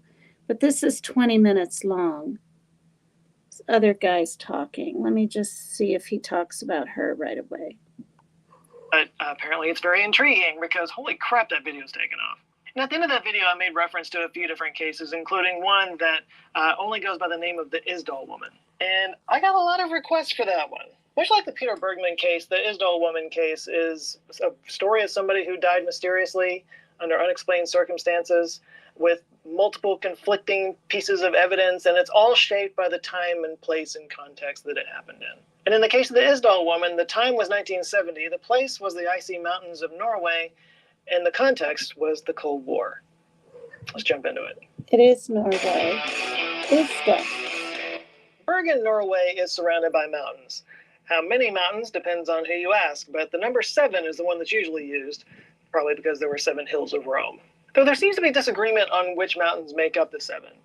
All the lists are different, but everyone seems to include Ulriken. Its snow-capped peak tops out at 643 meters above sea level, and it's visited by thousands of hikers every year. Some take the long way around the mountain, others ride the cable car to the top, where waiting for them is one of the most amazing views in all of Norway. But those who really want to rough it head to the north face of Ulriken, the face away from the city. It's a rugged and picturesque landscape that's not for the casual hiker, though it's relatively safe in the summers. In the winters, things get a bit more dangerous. After all, this valley is named Isludden, which means Ice Valley. Many hikers have died on this side of the mountain. And there's one particular segment of it that seems to be a particularly popular spot for suicides. And this has led locals to call this particular part of the valley by a different name, Dedsdalen, the Valley of Death.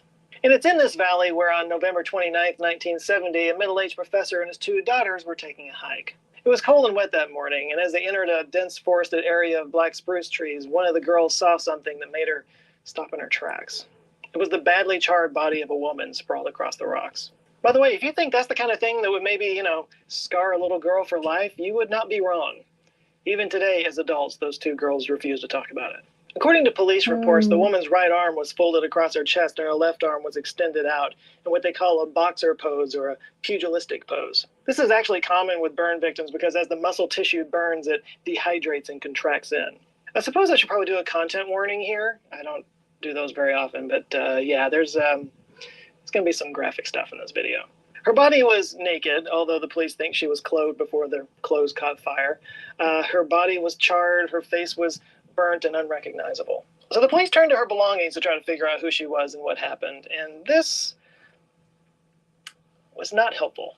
The complete list of items that they found at the scene include, I'm just going to read these real quick, cuffs on the arms of synthetic material, the blackened remains of textiles on stomach, crotch, hips, and left knee, the remains of dark blue stretched trousers and a stocking on the right foot, matching left stocking nearby, one rubber boot of the type known as sailor boots, outline of a rubber sole on the right knee, plastic remains of a bag or purse, wool from a sweater, skeleton of a blue nylon lady's umbrella, mostly empty bottle of cluster liquor, 2 bottles of carabiner hooks, 1 partially melted, found to contain water, 1 partially melted plastic white cup, shapeless remains of a plastic spoon, 1 partially burnt round plastic lid, 1 green checked woolen scarf with burnt end, a wristwatch found under her knee whose plastic cover had melted, freezing the hands at 12:32, and the remains of a matchbox, burnt bread or crackers, and a fur hat. A hat that smelled of petroleum.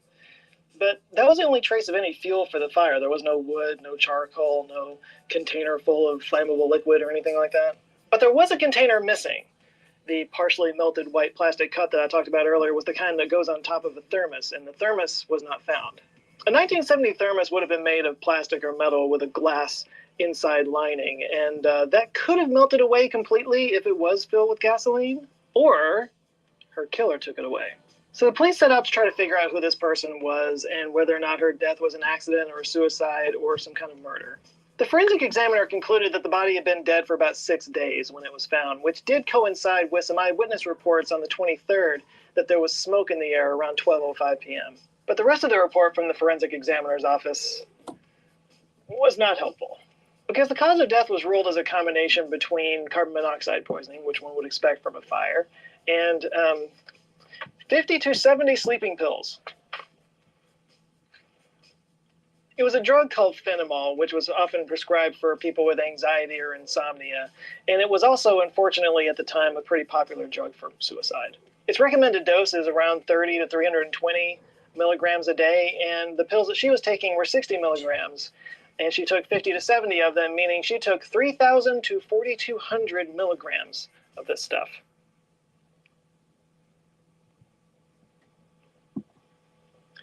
That's more. 12 pills were undigested in her stomach, meaning she probably took those just before she died, which also means that she probably took the rest of them about 2 hours before that. So did she take all those pills at the hotel before she went out there? Chances are she would have had trouble walking around at that point, especially in the rocky terrain, unless someone was helping her. There were no cable cars until later in the afternoon, so she couldn't have taken one of those. And there are roads on the mountain, but even if she had gone down those roads, there was still a long path downward that she would have needed to take from the road. So it is kind of hard to imagine. There's a big question of how she would have even been able to get to that spot after taking that many sleeping pills, much less set herself on fire once she got there. And why would somebody take that many sleeping pills easily enough to kill yourself and then set yourself on fire? Sounds like overkill to me.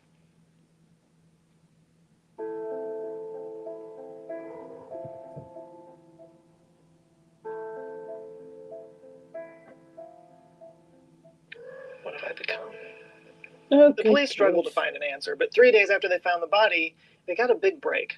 A coin-operated storage locker at the Bergen train station had expired, and inside the attendants found 2 suitcases. This got the police's attention because those bags had been put in there on the 23rd, literally just a few hours before the woman died. And in one of those suitcases were some sunglasses that had a very clear fingerprint. They were able to match that fingerprint to the Isdal woman, so it was definitely her stuff.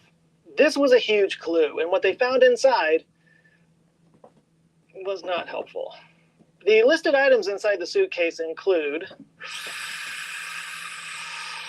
500 German Deutschmarks, several pairs of shoes and boots, 2 bags from different shoe stores, a number of clothing items with labels cut out, 1 steel soup spoon with engraving, 1 bottle of perfume, 1 package of a clay-like substance, 1 scalpel-like knife, 1 map of southern Scandinavia, 3 detailed road maps of Norway, all marked 16/6 in pen, one with the train stations in pencil, multiple hats, including a Cossack hat of beige sheepskin, a wig made in France described as mahogany brown, prescription eczema cream with all the identifying information scratched away, and 2 notebooks, 1 blank, but with some pictures stuffed inside, including a picture of the Madonna with child, a postcard of a religious scene, and a postcard of a horse-drawn sleigh. The second notebook, though, it was very much not blank. On one page of the notebook were 4 tables of numbers in a sort of code. Nobody knew what this code meant. It didn't seem to have any repeating patterns, and it didn't have a cipher in it of any kind. So the police called in some experts. A specialist in the Norwegian Military Intelligence Service took a look at it, and he came out with an answer pretty quickly. Turns out it wasn't much of a code at all. The code breaker said it was some sort of travel record. The numbers are dates, the first letter after each number a month, and the letters at the end of a column stand for cities. For example, when you look at the first column, second entry, you see the code 11M16ML. According to the codebreaker, that means from March 11th to 16th, the writer stayed at a city whose name begins with L. This, combined with the items in the suitcase, led the investigators to start piecing together her movements. Oh, remember the shoe bags I mentioned earlier? Well, one was from Rome, Italy, and the other one was from Norway. Police interviewed employees and got a description of the woman who bought the sailor boots. From the interviews, the police figured out that she was a foreigner, although people disagreed on where she was from. One described her as a young American tourist, one said that she was French, one said Jewish, Slavic, Asian, so not too helpful. At least 2 hairstyles were mentioned by witnesses, one of which matched the wig in the suitcase, so the other one might have been her natural hairstyle. Her teeth were distinctive, with several gold crowns and a gap in the front, and she was described as slim with wide hips. A taxi driver went so far as to call her sexy. Using these descriptions in the coded notebook, the investigators were able to track her signature to 5 different hotels in Norway. And while the coded travel record matched her movements closely, it wasn't perfect. There are discrepancies between some of the entries in the code book and some of the known arrival and departure times. Hi, Deetra. But was it a diary written after the fact She's to a record her journey, chameleon, or yeah. was it something like an itinerary that was written in advance? We don't know. Yeah, the code is mostly deciphered, but there's still a few things that they haven't been able to figure out. Like Rome was important. She seemed to go back to Rome pretty often, but there were some cities that they still don't know what it is. But all in all, they found 9 different hotel registries and 4 travel forms with 10 different names, all using the same handwriting. The names were checked by investigators as well as passport numbers and old addresses, and it was all made up. Whoever this woman was, between the codes and the disguises and the fake names, she went to great lengths to hide her identity. Combine that with a mysterious and unexplained way that she died, and that's fertile ground for a lot of different theories about what happened to this woman. So let's get into those. Theory number 1, she was a spy. You probably saw this one coming a mile away, and it makes sense considering the codes and the disguises and everything, and the fact that this was the Cold War and Norway was really close to Soviet Union. Well, in the podcast Death in Ice Valley, which is a fantastic podcast, by the way, it's all about this story if you want to go deep on it. I'll put a link down below. But they interviewed Norway's most famous spy catcher. He goes by the name of Ernest Tufte. And he doesn't think this is a spy situation. He had actually investigated this story back in the 1970s and decided that it wasn't consistent with other spy murders that he was familiar with. He actually concluded that it was a can of hairspray that exploded. Death in Ice Valley also consulted former KGB officer and current British journalist Alexander Vassiliev, and he also didn't think that the spy. I had to charge my. He said that a Soviet spy would only have 1 or 2 fake personas where that they am would I? carry around, and it would have like a wealth of documents to back it up and create a legend for that persona. That wasn't the case for the Isdal woman. She had 10 different names, but didn't really have much to back it up. And in fact, only one hotel manager said that he saw her passport, and even he may have only seen the front of it. Vassiliev also made the point that a Soviet spy would have gone out of their way to avoid drawing attention to themselves, and the Isdal woman very much did not do that.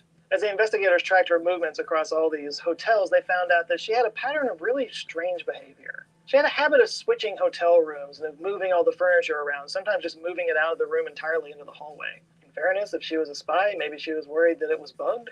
It just kind of seems like whatever hotel she was staying in, she was that guest that you had to deal with. So the hotel attendants had to pay particular attention to her, and that made all the details about her kind of stand out a little bit more. Like the fact that she spoke little to no Norwegian and usually spoke in German, French, or English. And then there was the smell. Witnesses at the shoe store and at the hotels claimed that there was something of an odor around this woman, something about garlic and BO mixed with cheap perfume. Some witnesses described it as nauseating. The KGB expert said that if she was a female spy from Russia, she would have smelled like Chanel No. 5, and concluded that she wasn't from a major Cold War country, although she might have been from a smaller country with a less developed intelligence agency. And by the way, if you're hearing all this and thinking, like, why would a spy be hanging out in Bergen, Norway? Like, that seems like a random thing to assume.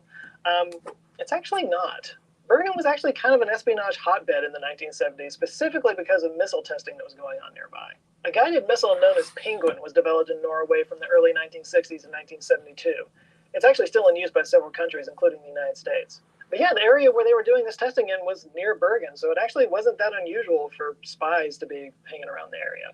And there's one eyewitness account that may corroborate that she was there to get missile intelligence. In December 1970, police heard a story of a fisherman who claimed that he saw the Isdal woman speaking to a military officer near where the Penguin testing site was. Yeah, he apparently saw her talking for some time with a naval officer. Now, if that really was her, that brings up a lot of questions. Could this officer have been an embedded agent, or could she have been actually a courier, somebody who just transports messages from one spy to another? There's a lot of twists and turns here, but the question of whether or not she was a spy is still up for debate. Theory number 2. She was a sex worker. There is the possibility that the Isdal woman was a high-end prostitute, and the coded travel itinerary was from her, employer? Are they still pimps at that point? Or a log sheet, like that's how she reported back to her employer. What she was doing was illegal. It would make sense why she would want to use different identities to try to keep people from finding out who she was. The wig may have been to hide her identity. It may have been because a client wanted a brunette. And there were some eyewitness reports of men going into her room or dining with her or going out shopping with her too. Now, none of this, of course, tells us who killed her or why, outside of the fact that sex workers are often the target for violence. Theory number 3, there were multiple women. When you have so many disparate threads around one person, you have to eventually consider the possibility that it's not just one person. It's possible that some of the reports and eyewitness accounts that the investigators tracked down were actually describing different women. Now, that's the theory of another author who looked into the case, a criminologist named David Morgan. He wrote a book called Isdal Woman, A New Perspective. I'll put the Amazon link down in the description below, and he was kind enough to respond to our emails and clarify some things for us, so I wanted to thank him for that. But in his investigation, he focused on a young American woman that was sought by police. Early witness reports made her a good candidate for the Isdal Woman, but there were some issues with her being the actual Isdal Woman, but like for the fact that some of the shop employees described her differently than other people. One customer described her as a bit taller than usual, and she didn't say anything about the gap in the teeth. Though she did carry a bag with her that said California in large letters, which was corroborated by other eyewitness accounts, and she did have the apparently noteworthy BO. Now, police at the time ruled out the American woman because apparently some friends of the American woman had received some postcards that were postmarked 3 days after the Isdal woman died, but somebody else could have sent those postcards too. Bottom line is, as if this case couldn't get more complicated, it turns out there might be multiple Isdal women.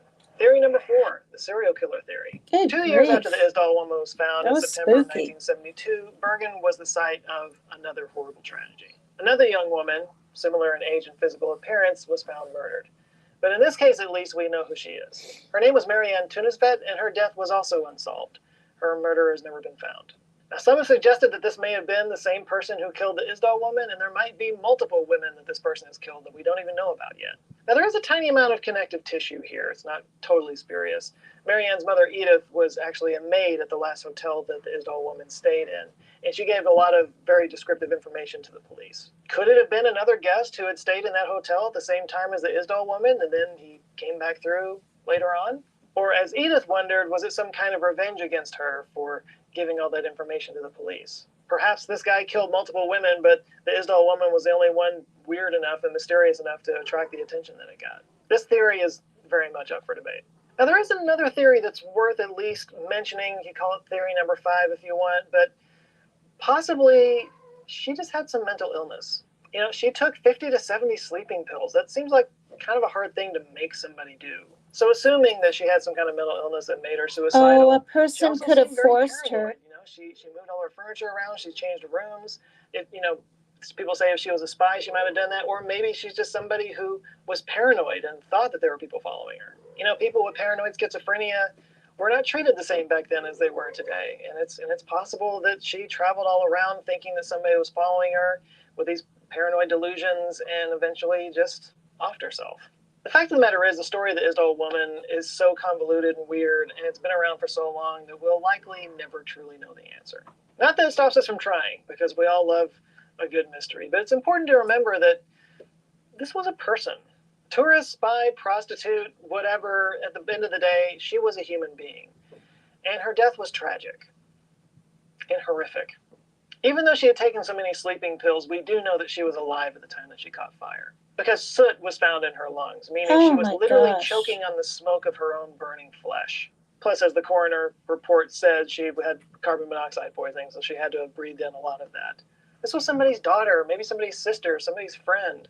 Somebody out there is still wanting closure for this. And who knows, maybe they'll actually get that closure. Podcasts like Death in Ice Valley that I mentioned before are still researching this, and now they're applying techniques to it that just weren't available back in the 1970s. For instance, tests on the Isdal woman's teeth showed a chemical residue that suggests that she might have been from Nuremberg, Germany. Other tests show that she was probably older than she claimed on forums, maybe 40 to 45, although that would also contradict eyewitness reports saying that she was more in her early 30s.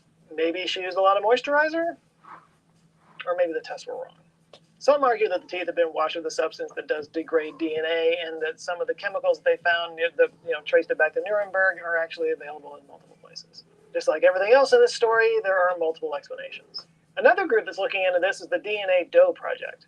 DNA Doe has identified multiple John and Jane Doe since they were founded in 2017, including a previously unknown victim of John Wayne Gacy, the clown killer. As of June 2019, Colleen Fitzpatrick of the DNA Doe Project has filed a motion to get access to the remains to do some more tests on it. So hopefully this might be another one of their success stories. On February 5th, 1971, the Isdal woman was laid to rest at Mullendal Cemetery in Bergen. Based on items found in the suitcases, they chose to do the service with a Catholic priest. It was attended by a handful of police officers, including the chief detective, and she was laid to rest in a zinc coffin. This is common for unidentified people because it can be hermetically sealed to be preserved for later. The hope in 1971 was that some relatives would come and claim her body and take it back to their homeland. So far, this has not happened. So she remains in Bergen, waiting for someone to come along and figure out exactly what happened that morning in Ice Valley. So maybe somebody watching this will have the critical thinking and deduction skills to come to an answer here. But if you don't think that your critical thinking and deduction skills are up to the task, you might want to superpower it with Brilliant. Specifically, Brilliant's logic course, where you can sharpen your analytical skills to understand the basics of logic and deduction, including truth tables, logic gates, and even combinatorial game algorithms. And what's great about Brilliant is it's a different kind of learning platform. Brilliant uses visual and interactive lessons to teach you by solving problems, which is something we all know how to do on a certain level.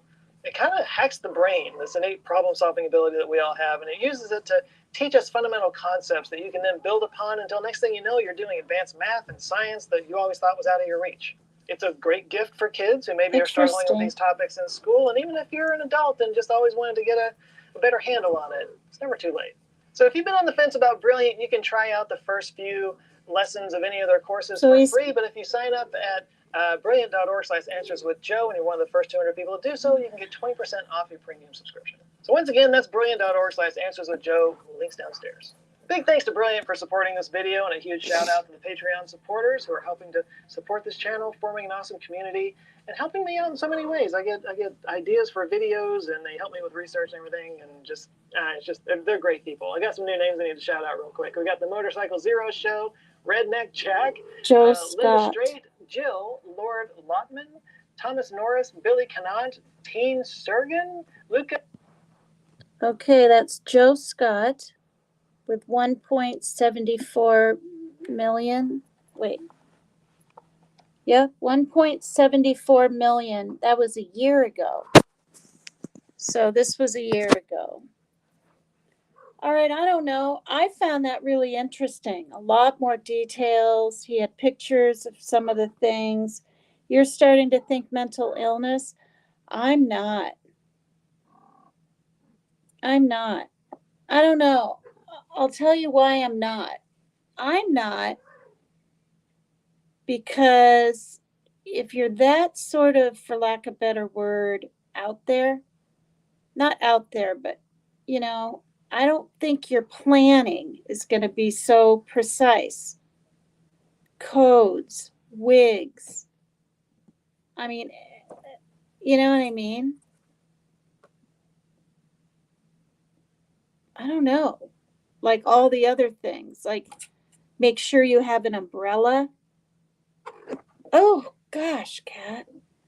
She had an umbrella that was actually charred or whatever next to her even. So that's the thing too.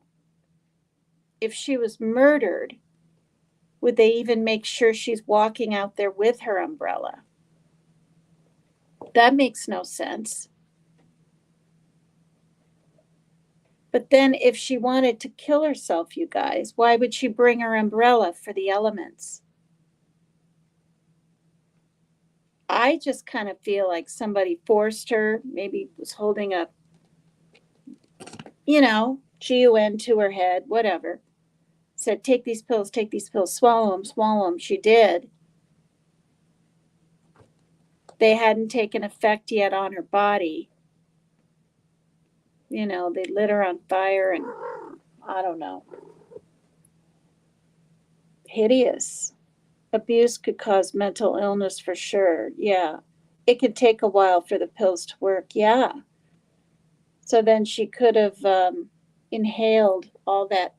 They said she had soot in her lungs. I mean, that's the first longest one I've played yet. Usually they're 2 minutes, 4 minutes, 5. That was 20. I hope I don't get in trouble.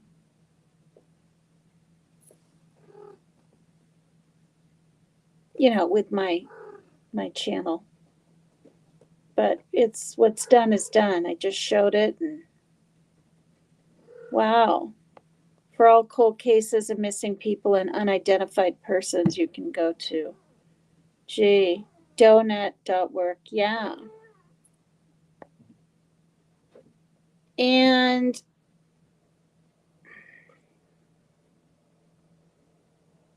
I don't know, like, I'm just going to say this. Like, of course, Americans eat garlic and things that can give that very odorous breath, right?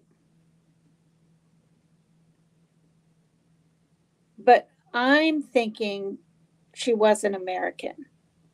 I'm thinking maybe she was like, you know, what did they think she was? I mean, maybe she was Italian.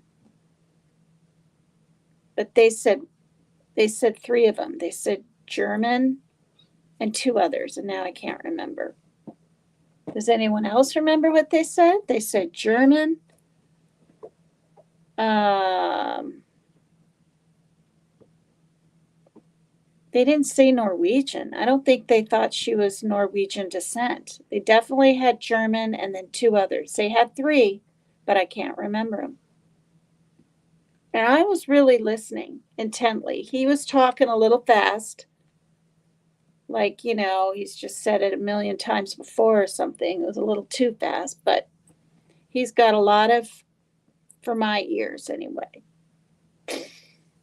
He's you know, trying to be funny here and there. He's got a lot of followers and he's doing fine. He's probably been doing it for years. And he did that story a year ago. It says 1 year ago. His name's Joe Scott. So, you know, I'm trying to give him so the kittens are like falling into the litter box. Good grief. All right, you guys, 2 hours and 14 minutes. That was a really long story. I feel like I should end it there. It was intense. We can all ponder on it, I suppose. Pills don't always work. If you are, oh, my iPad is. Debbie, a beautiful, sexy, abused, mentally sex worker spy who smelled bad.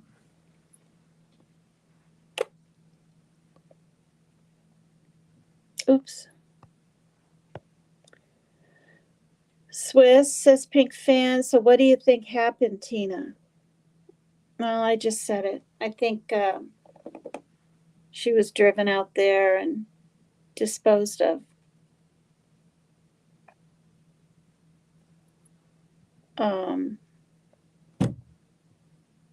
That's what I think. Yeah, Debbie, see? 70 pills would have killed her. Why set yourself on fire? That's a really good point. There's no reason.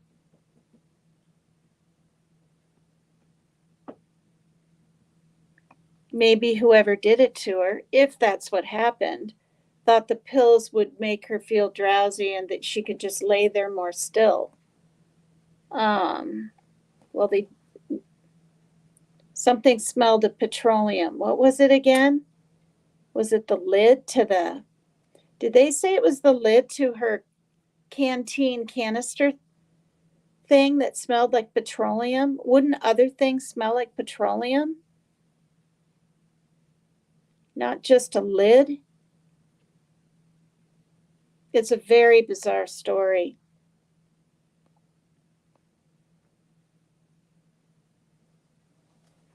Yeah, exactly. Donna Clark says the same thing. How could she light herself on fire after taking 70 pills? Yeah.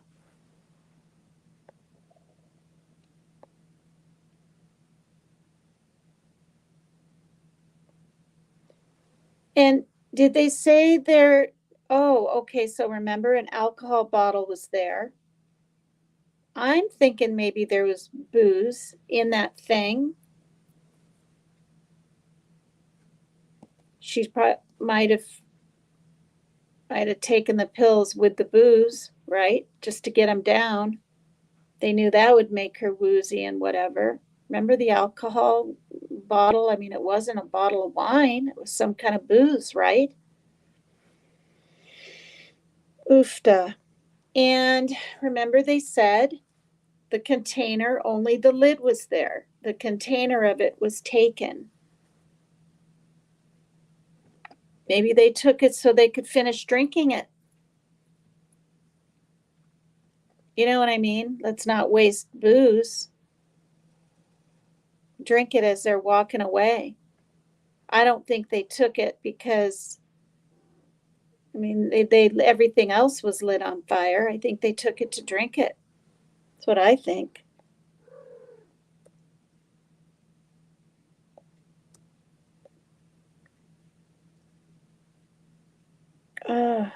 I didn't mean to even hit on that.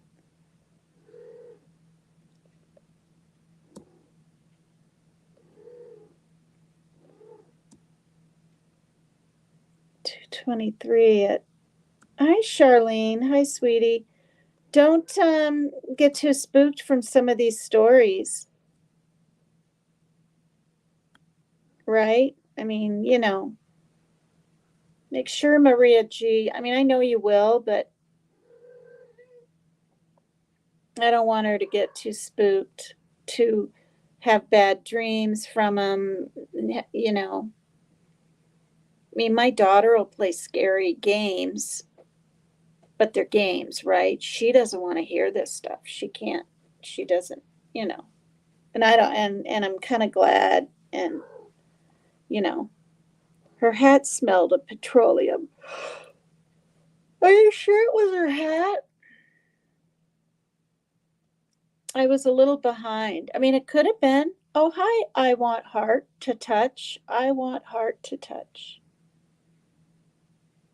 Maybe she really pissed someone off.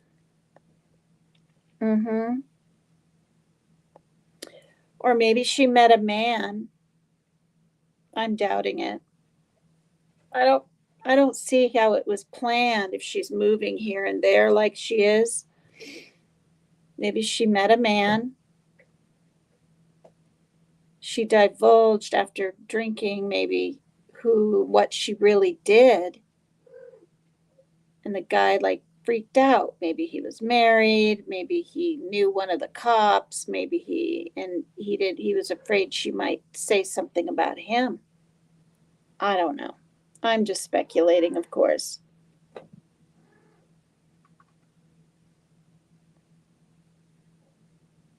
Yeah, that's true. If she wasn't showering, that's a sign of mental illness. Yeah. Yeah. But again, like Donna Clark and Debbie said, who would take a bunch of pills and then light themselves on fire? And wouldn't it be nearly impossible? I mean, I guess maybe not. Maybe she wanted to really make sure the job was done. But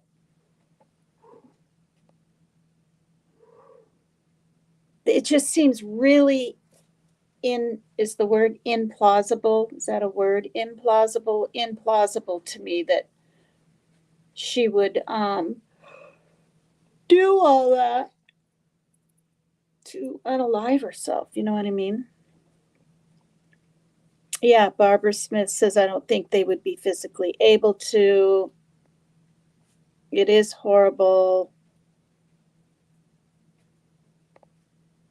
Yeah. And then I saw, Rose, what you wrote about the eggs. I don't like runny eggs. Do you guys like runny eggs? I don't like the way they taste because I've accidentally made fried eggs that I thought right here weren't cooked all the way and it was too yolky. I don't know. They eat a sunny side up egg on everything in Sweden and Norway. I thought that was so weird at first. Now I love it. What is that stuff, you know, the egg with the bacon and the gravy, or what is that called?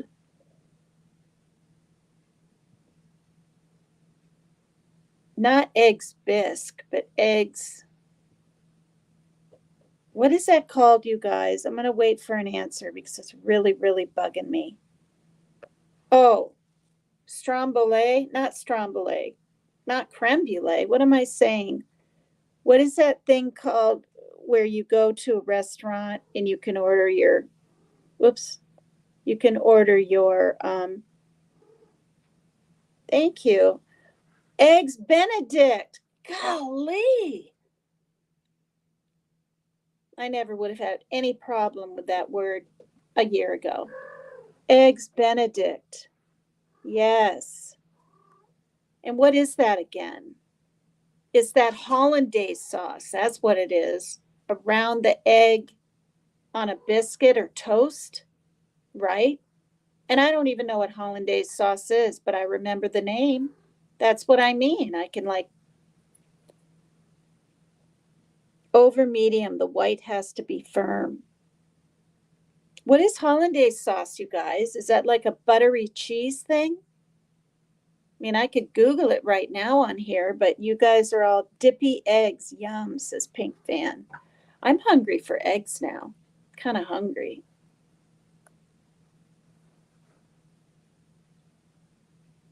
Over easy eggs on English muffins. There it is. Hollandaise sauce. But what is hollandaise made of?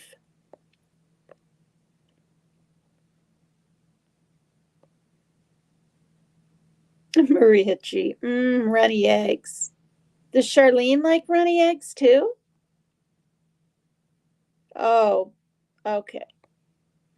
They need to know the dangers of the world. Yeah, and trust me, I mean, since Shaylin was about, I'd say, I don't want to say 7, but maybe 10. I wasn't afraid to tell her, you know, if an adult is ever asking you directions, an adult shouldn't be asking you really anything. They should be talking to an adult. I let her know that. I also know when kids are like 11 and 12 and 13, even 14, they sort of feel like maybe 15, maybe even 16, depending on, maybe not 16, they start getting more into their own ideas of what they want to say and do. But when they're younger, it seems like they think they have to be polite and they have to try to help someone, and they want to, right? They want to be helpful. They want to be. But I mean, I've even told my daughter, you know, if someone says hi to you, a man, you're ever on the sidewalk, of course you could say hi back. But if you do, then they kind of think, and you're alone, especially, you know, like if you're in a busy city, it's whatever. But even there, it's probably not safe. Then they think you're approachable, kind of, right? Oh, she said hi to me. Oh, maybe I can ask her if she has a cigarette to spare, and then I can maybe get her name and these people, you know. So I've told my daughter, I haven't brought it up in a long time, months, maybe a few years even, but I'm like, don't feel like when you're passing someone on a sidewalk, you have to say hi to them just because you're passing them. Because I used to kind of feel like maybe you should or you're supposed to, you know, especially if they're looking right at you. And if they're looking at the ground too, then it's not so, do you know what I mean? But women these days, especially if you're alone, or even if you're with just one other woman, or maybe even if you're with a group of women, if you initiate the hello, like imagine it. I'm walking down the sidewalk. A man's coming this way and he's going to pass me. If I am the first one to go, hi, or hello, you know what I mean? It doesn't mean, I mean, maybe they'll say hi back, or maybe they'll just walk by, and maybe nothing would ever come with it. But they'll think that I'm friendly, sort of, and approachable. So I don't know. I'm a real worrywart. Even if people are walking dogs or they're running with or without earbuds on these trails. If you're a man and you're running, you're kind of probably okay. But ever since my friend at the AA hall's friend was, you know, I've said it before, stabbed 35 times, and he's running, healthy, young, late 60s, young 70s, with his dog, and it's light out. It's 11 in the morning. It's not 5. It's not dusk. It's not, you know, and now he's gone. And there weren't even trees around, you guys. It wasn't a trail with trees. It was the backs of buildings. It's just right up here. It happened about 6 years ago. So now just to walk around I've walked on that before. I've walked on that. I think even with my daughter and my son, to cut through a shortcut area to get to the other street, Iowa Street. You couldn't pay me money to do it, even with my son. I might feel comfortable, if I was with a grown man, maybe, but I don't even know about that anymore. We have a real homeless/drug problem in this town. We do. It's not like Seattle where they're just hanging on every corner, but even downtown, there'll be panhandlers and they're up here at the store, outside of the store, and I don't know. And now I'm off on a tangent of that stuff, and I left this up. All right, how long would she stay in each place, says Anna. They made it sound like, didn't they, you guys? Like it was one night here, and then she was on to somewhere else. Didn't they make it sound like that? Thank you, Barbara, for saying that was a good one. I thought it was. And again, you guys, I don't know what I'm going to read. I don't know how I'm going to react. I don't know how, of course, you guys are going to react, or if you're even going to like what I'm going to read. Do you know what I mean? But I will be clearly, more than likely, hopefully, completely misread and weird stories out of my noggin by November. Because I kind of just want to stay on this theme for the next week and then be done with it and then have another idea. What? I don't know. Maybe it won't have anything to do with true crime, you guys. Maybe it'll be a place for us to just engage and talk about other things. And if that's the case, I guess I could still keep my name, I Don't Give a Sip, because that is just simply on my son's cup, and I thought of it. And because I do give a SHIT. I do give a shit, right? About true crime and missing people. We all know that. So I guess I was just trying to find a catchy play on words kind of title. But eventually I really might have to change my title. I'll always be, always. I'll never change Paper Cut Tina. That I'm not going to change. I'm really kind of happy and in a way honored that I was chosen a name in the first place over on Dolly Vision, through Jimmy, through 3 Dot. I guess 3 Dot Dave's the one that said she needs a name or something, so I was calling in, whatever, and then Jimmy, I think, picked it, or did 3 Dot? And Jimmy says he did, but anyway. And then other people have said, oh, she should be someone else in chat. And Jimmy, this was months ago, said, no, she's Paper Cut Tina. Kind of like that. And, why not, right? And that's who people know me by. So I just went off on another tangent. It's just so bizarre. Okay, I have to have toast and cottage cheese with my sunny side egg. Yeah, I love a good omelet with chunks of vegetable. Sounds so good. And I only like crispy bacon in foods like that. I don't like the soft bacon really I'll eat it, but And I love black olive, and I love green olives. And I didn't like that stuff. Avocado, olives, tomatoes. I didn't like that stuff when I was young or even in my 30s. I started liking it in my 40s and 50s and there on up. Yes, love omelet. All right, you guys, 2 hours and 32 minutes.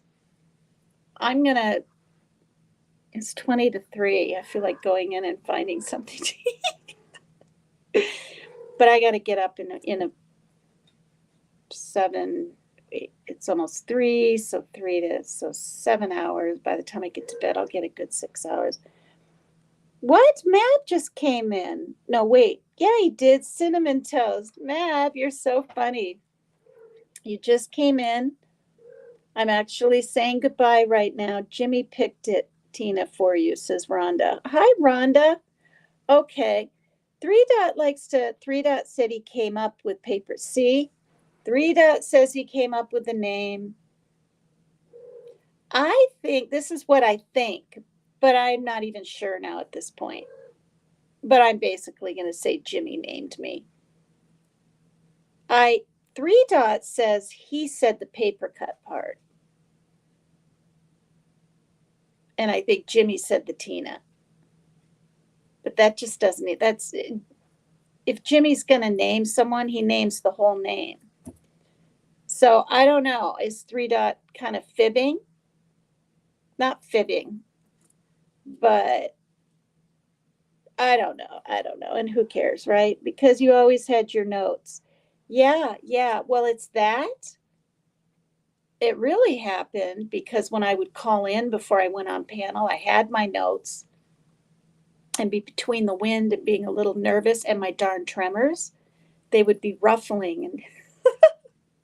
And I guess Jimmy could hear them, which I didn't know. They're down here.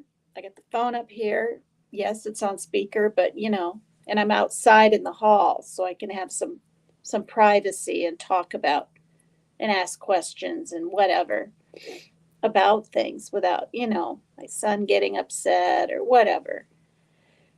And yeah, Jimmy said,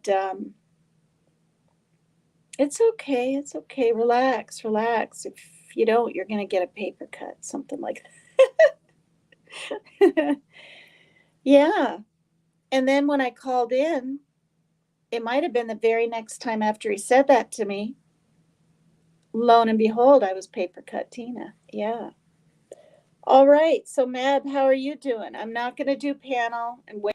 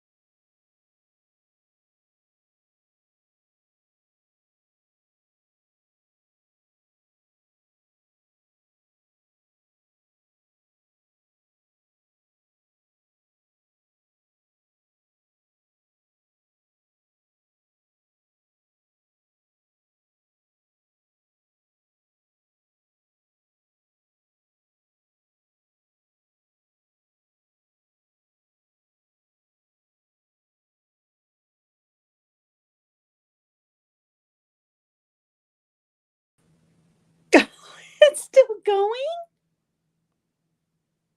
Can you guys hear me okay? I'll tell you what just happened. Can I get a thumb up from anybody saying they can hear me?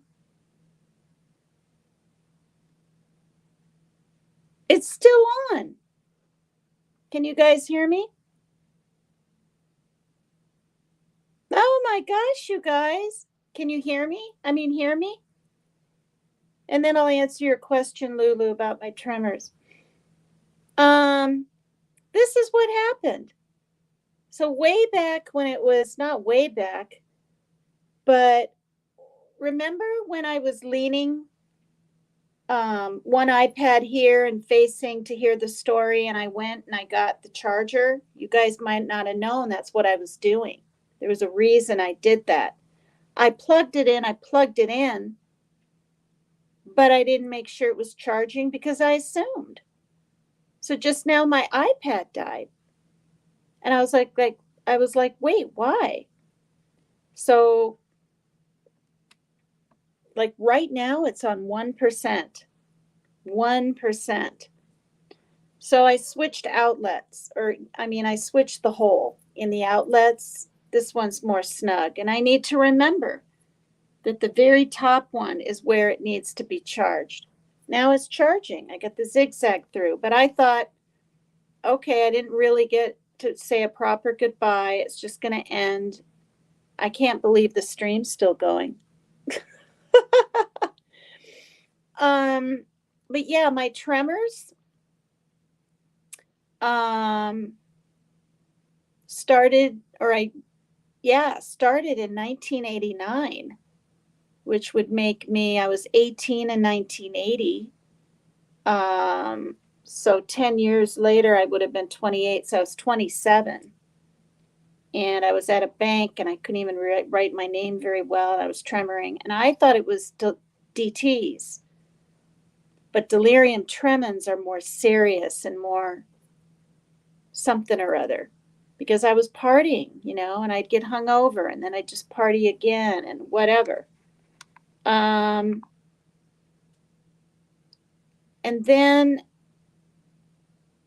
because I didn't have them when I was married to my ex the first time, and then we remarried in 95 when I was 30, and I didn't really notice them that much. And I went to the first neurologist I've ever been to. And he asked if my family has them. And I said, yeah, my dad kind of tremors like this, and he was older. He was in his 70s then. And he said, and then he ran tests. He said there's a 10% chance, which I'll take, right, out of 100, that it can turn into Parkinson's. This is what the neurologist said to me.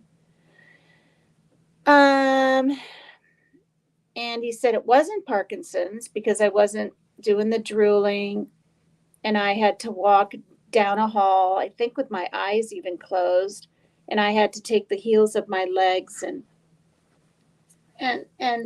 go like this on each foot or something like that.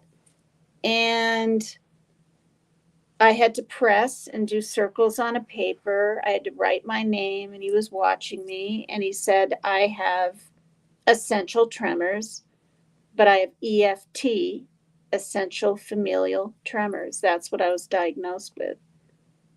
He said, there's nothing I can do for them. He said, as time, they're going to get worse. But he said, very gradual. You'll barely notice. And I believed him, right? Why not? But they got worse pretty quickly as I got older. Well, especially from the 40s through the 60s. I'm 61. So, and I said, what are they from? Oh, he did say this. He said, I would prescribe for you to have a glass of wine each evening, would help you. But since you are telling me you're an alcoholic, I knew back when I was 27 I didn't care. I didn't want to stop. I didn't down bottles of booze. I've said this story before. A 6-pack would last 2 weeks down in my crisper. But when I did drink, it was always too much. Not stumbling down. I didn't get in a blackout every single time either. And I think that's why it was so varied on my mood and where I was. Was I out with friends at a club? Was I dancing? Was I just sitting having a beer with some lunch? I didn't even like alcohol with my food, right? I drank for just to catch the buzz and the high of it. And there were many times I was probably drunk and I thought I was just buzzed type deal. And I lost my daughter for 3 months through CPS. She was taken from me and with a foster family, for those that don't know. Hi, Evie. Hi, everybody. And I'm flat telling you, that was hell. Hell. At first it wasn't, oh, you'll get her back in about a month. Just sign these papers, sign her over to the state. It'll take a month. No. Every little thing was 2 weeks of waiting time, seeing the lawyer, talking to a guardian ad litem, someone getting back to me, whatever it was. 2 weeks, 2 weeks, 2 weeks, 2 weeks. But I did everything I was supposed to, and then some. I only had to go to 8 AA meetings a week, right? And there's usually 3 a day or something, or more than that. There's a ton of, we're talking over 50 AA meetings in this town, maybe even 100, just places I'm not aware of. In the county, there's over 200 in the county of where I am. And I went every day and it was just because I was getting help. It was helping me. It was. And then the longer you abstain, the cravings will go away eventually. They will. The cravings. If you keep drinking and you're an alcoholic, you start to eventually, you're craving it. You've got to have it. Anyway. And I had 12 years on September 21st of sobriety. And I don't miss it. Will I never, ever drink again? I hope not.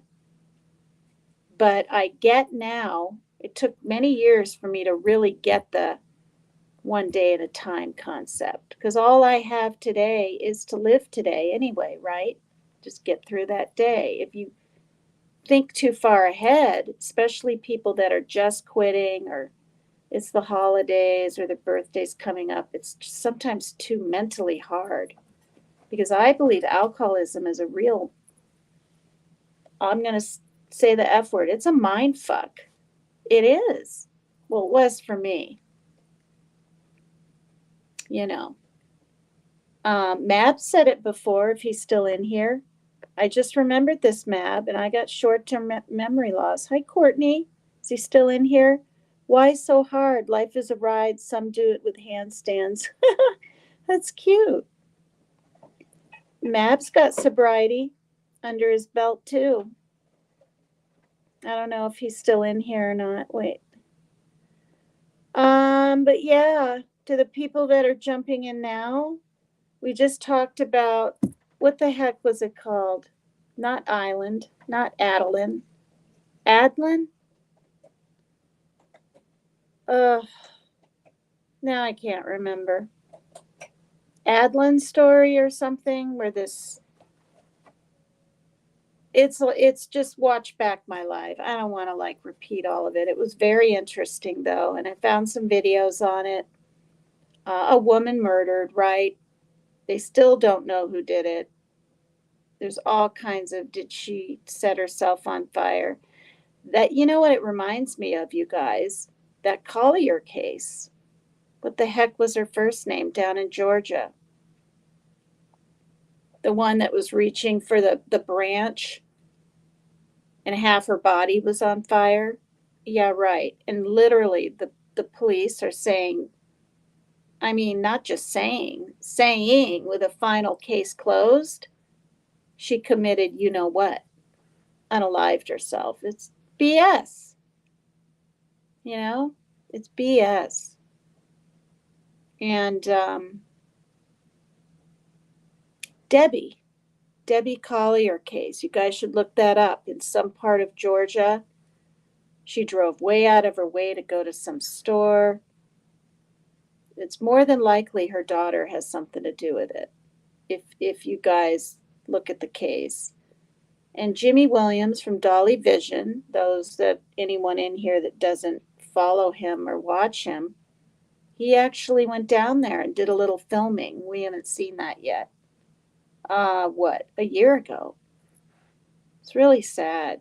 She was a mother, and her mother's daughter, this woman's daughter's boyfriend was horribly abusive. And, she called the police on him a few times. There's just so many, right? Debbie Collier, Collier in Georgia. I should talk about that sometime.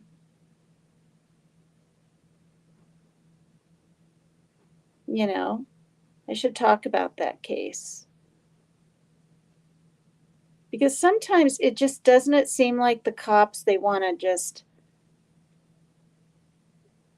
they want their towns and their counties to feel safe, so it was just this. Or they're too darn lazy, whatever, right, to continue on and don't want to really even find out. Or maybe they don't have the funds. I don't know.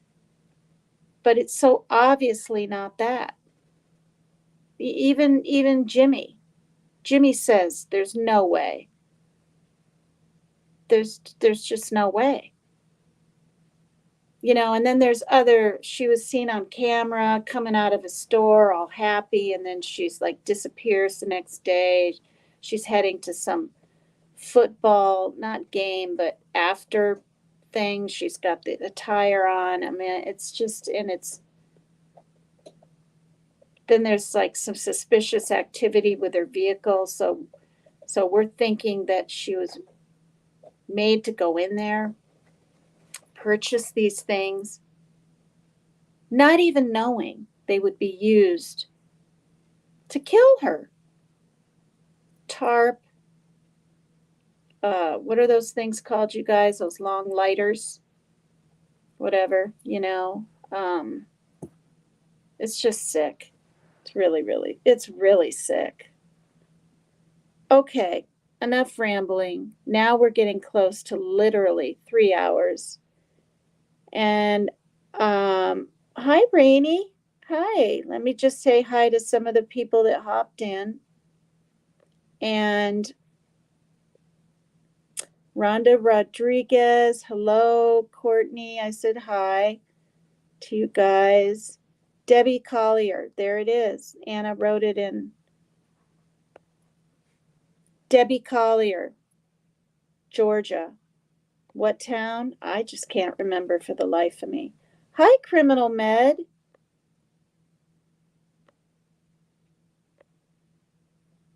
All right, you guys. Good night, Mab. Thank you for stopping by.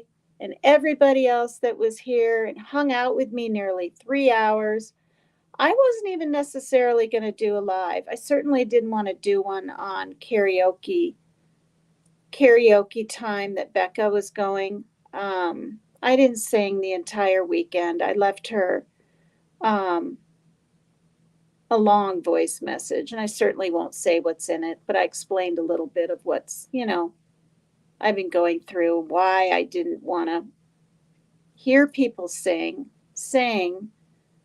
I like videos ahead of time sometimes in case I can't make it over there. I even told everybody here 2 nights ago, I'm going to be over there. I'm going to sing. And then I'm just going to say it. It seemed like all hell broke loose on my live from 2 nights ago. I'm going to say this. You guys should read back the comments. It's really kind of shocking. I don't always have time, but I try to make time and at least heart or whatever, But I get notifications, right? And there's this one, I'm not going to say who, you guys can read back if you want, but it's like, wow, or something. You earned your money this time. Basically saying I was acting.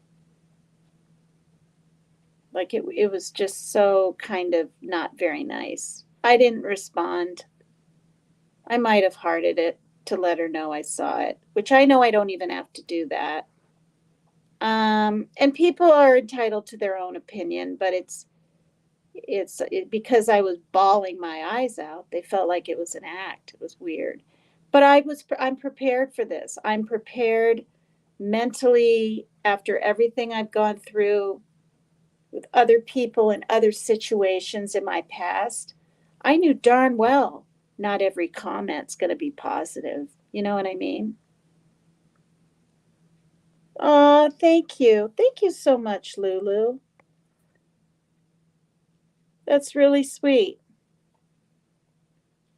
Everybody is just really, really, really sweet and nice. For some reason, YouTube wanted me to be here, says Why So Hard. Well, come back tomorrow. You know, come back I do a show every day. I mean, I do. I think I've missed, is it one evening since I started? I will have been doing this for a month on the 27th. And it's Sunday the 22nd. So in 5 more days, it'll be a month. And I have 24 or 25 or something videos out there. Yeah.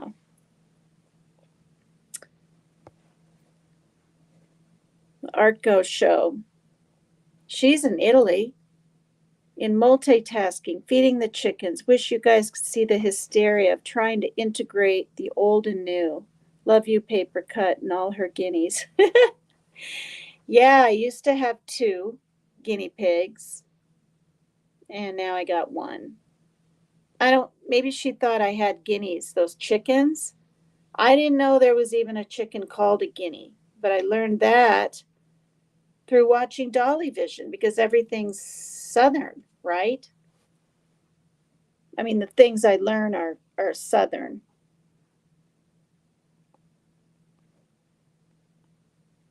All right, you guys. I don't think I missed any names. Thank you so much for coming in, whether it was later, earlier, whenever. I don't schedule yet. I just can't. I don't know when on earth. Because, too, I don't want to just go on when my friends are going. You know, I don't. You know, especially the ones that I'm very close to that I support. I don't want to sit over here and be live. I don't ever want to be doing a show.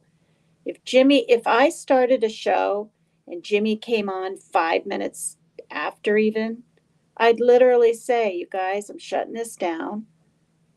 You know, and if there's time, I'll see you a little later. We'll pick up where I left off, or I'll see you tomorrow. I'm just not.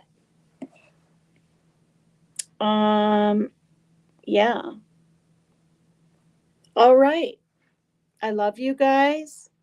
Whoops, I've got to take that off. Thank you for coming to I Don't Give a Sip, which is about cyberbullying. I mean, I do care. I'm not liking the name anymore, you guys. I care so much about cyberbullying. When I say that, I mean it's in regards to how I may be treated in the future with it or what I've dealt with in the past. I'm over it. Like, I'm not worried about it. I'm not going to let it freak me out. It kind of seems like it bothers me because I brought up that comment about, but I mean, I was beyond genuine. And honestly, I came back and I thought the person that I was talking to would be here and be happy we could continue on. I was just floored by everything. You know, and then her daughter's very sweet, came in to chat and said something, and then I said something back. I wasn't going to say anything. I said my piece, and then boom, you know, I feel like I have to respond. You know, I'm just going to say this. I've been through enough DV situations, domestic violence, with the types of, I don't know, just men I thought I could trust, that when they said they loved me, I thought they really did, kind of thing. That when I feel like, I just feel like I have to express myself all the time and get my feelings across to people, you know. It's not even really about hardening my turtle shell, right? From Dolly Vision, it's just me. It's who I am. It's ingrained in my being, you know. So I don't know. It's just me. And, you know, I'll end with this. It's good to be assertive, not aggressive. There's a lot of women, especially, that are afraid to be assertive. It's hard for them to be assertive. And it might come across as aggressive. I don't know. I mean, that are in those situations, right? Domestic and stuff. But I took courses and classes and 9 months of New Beginnings, which was about domestic violence. I got certificates. They're all in a folder now. It was 20 years ago, but I learned a lot. The most dangerous time is when you're leaving. When you make that decision to leave is the most dangerous. And in these classes, I've said this before, on maybe up on panel or something, you can't tell someone, oh, you better just get out of there.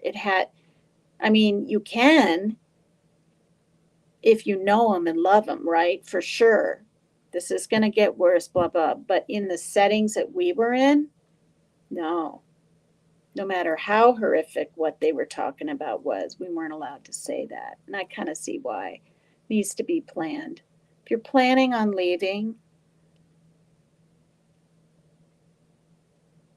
even if they seem okay with it, it could be fake, could be a front. So, I don't know. Don't go to the secondary place and don't give any idea. And you know, this is the main thing. I got to say this. Don't get all up in arms and say, F you, I'm leaving. If you're going to go and you're already in a pretty bad situation, even if you haven't been hit, but you've been threatened or whatever, don't let the man know. Just do it so you can survive. Because I've read story after story. Like, oh, get away from me. I'm taking the kids and you'll never see them again. Get out of my way. And they try to leave and they can't even leave the house. It's over. Do you know what I mean? Really got to be careful with this stuff. Anyway, there's another tangent. Good grief, you guys. All right. I really am going to go now. Thank you, everybody. Thank you, Charlene, you sweetie pie, for being here. Maria's daughter. Just everyone's so sweet. I said I love you when I was hoping I did. What? That's fine. It's good to say I love you to people. In fact, I say it to all of you guys every night or every day. Yeah. So the kittens are running free. They're asleep now. They're nursing. I have kittens that are 4 weeks old, and they're still really small, little bundles of fur running around. So maybe I'll film them in the morning. They're full of energy and the light is better. All right. I love you guys. I really am going to go now. And I'll see you later. All right. Don't forget to please leave a comment. It doesn't have to be positive, anything you want. And please subscribe. I'm doing pretty darn good. I told myself I wasn't going to say it, but I'm going to say it. I have 817. Or wait now. No, 817. And yesterday I had a little under 800, and now I'm 817. My goal is 850. Then it'll be 900, and then eventually 1,000. And if I want to monetize, I can. So yeah, please sub up if you will, and hit the like if you can. And bye everybody. Thanks for listening. Love you.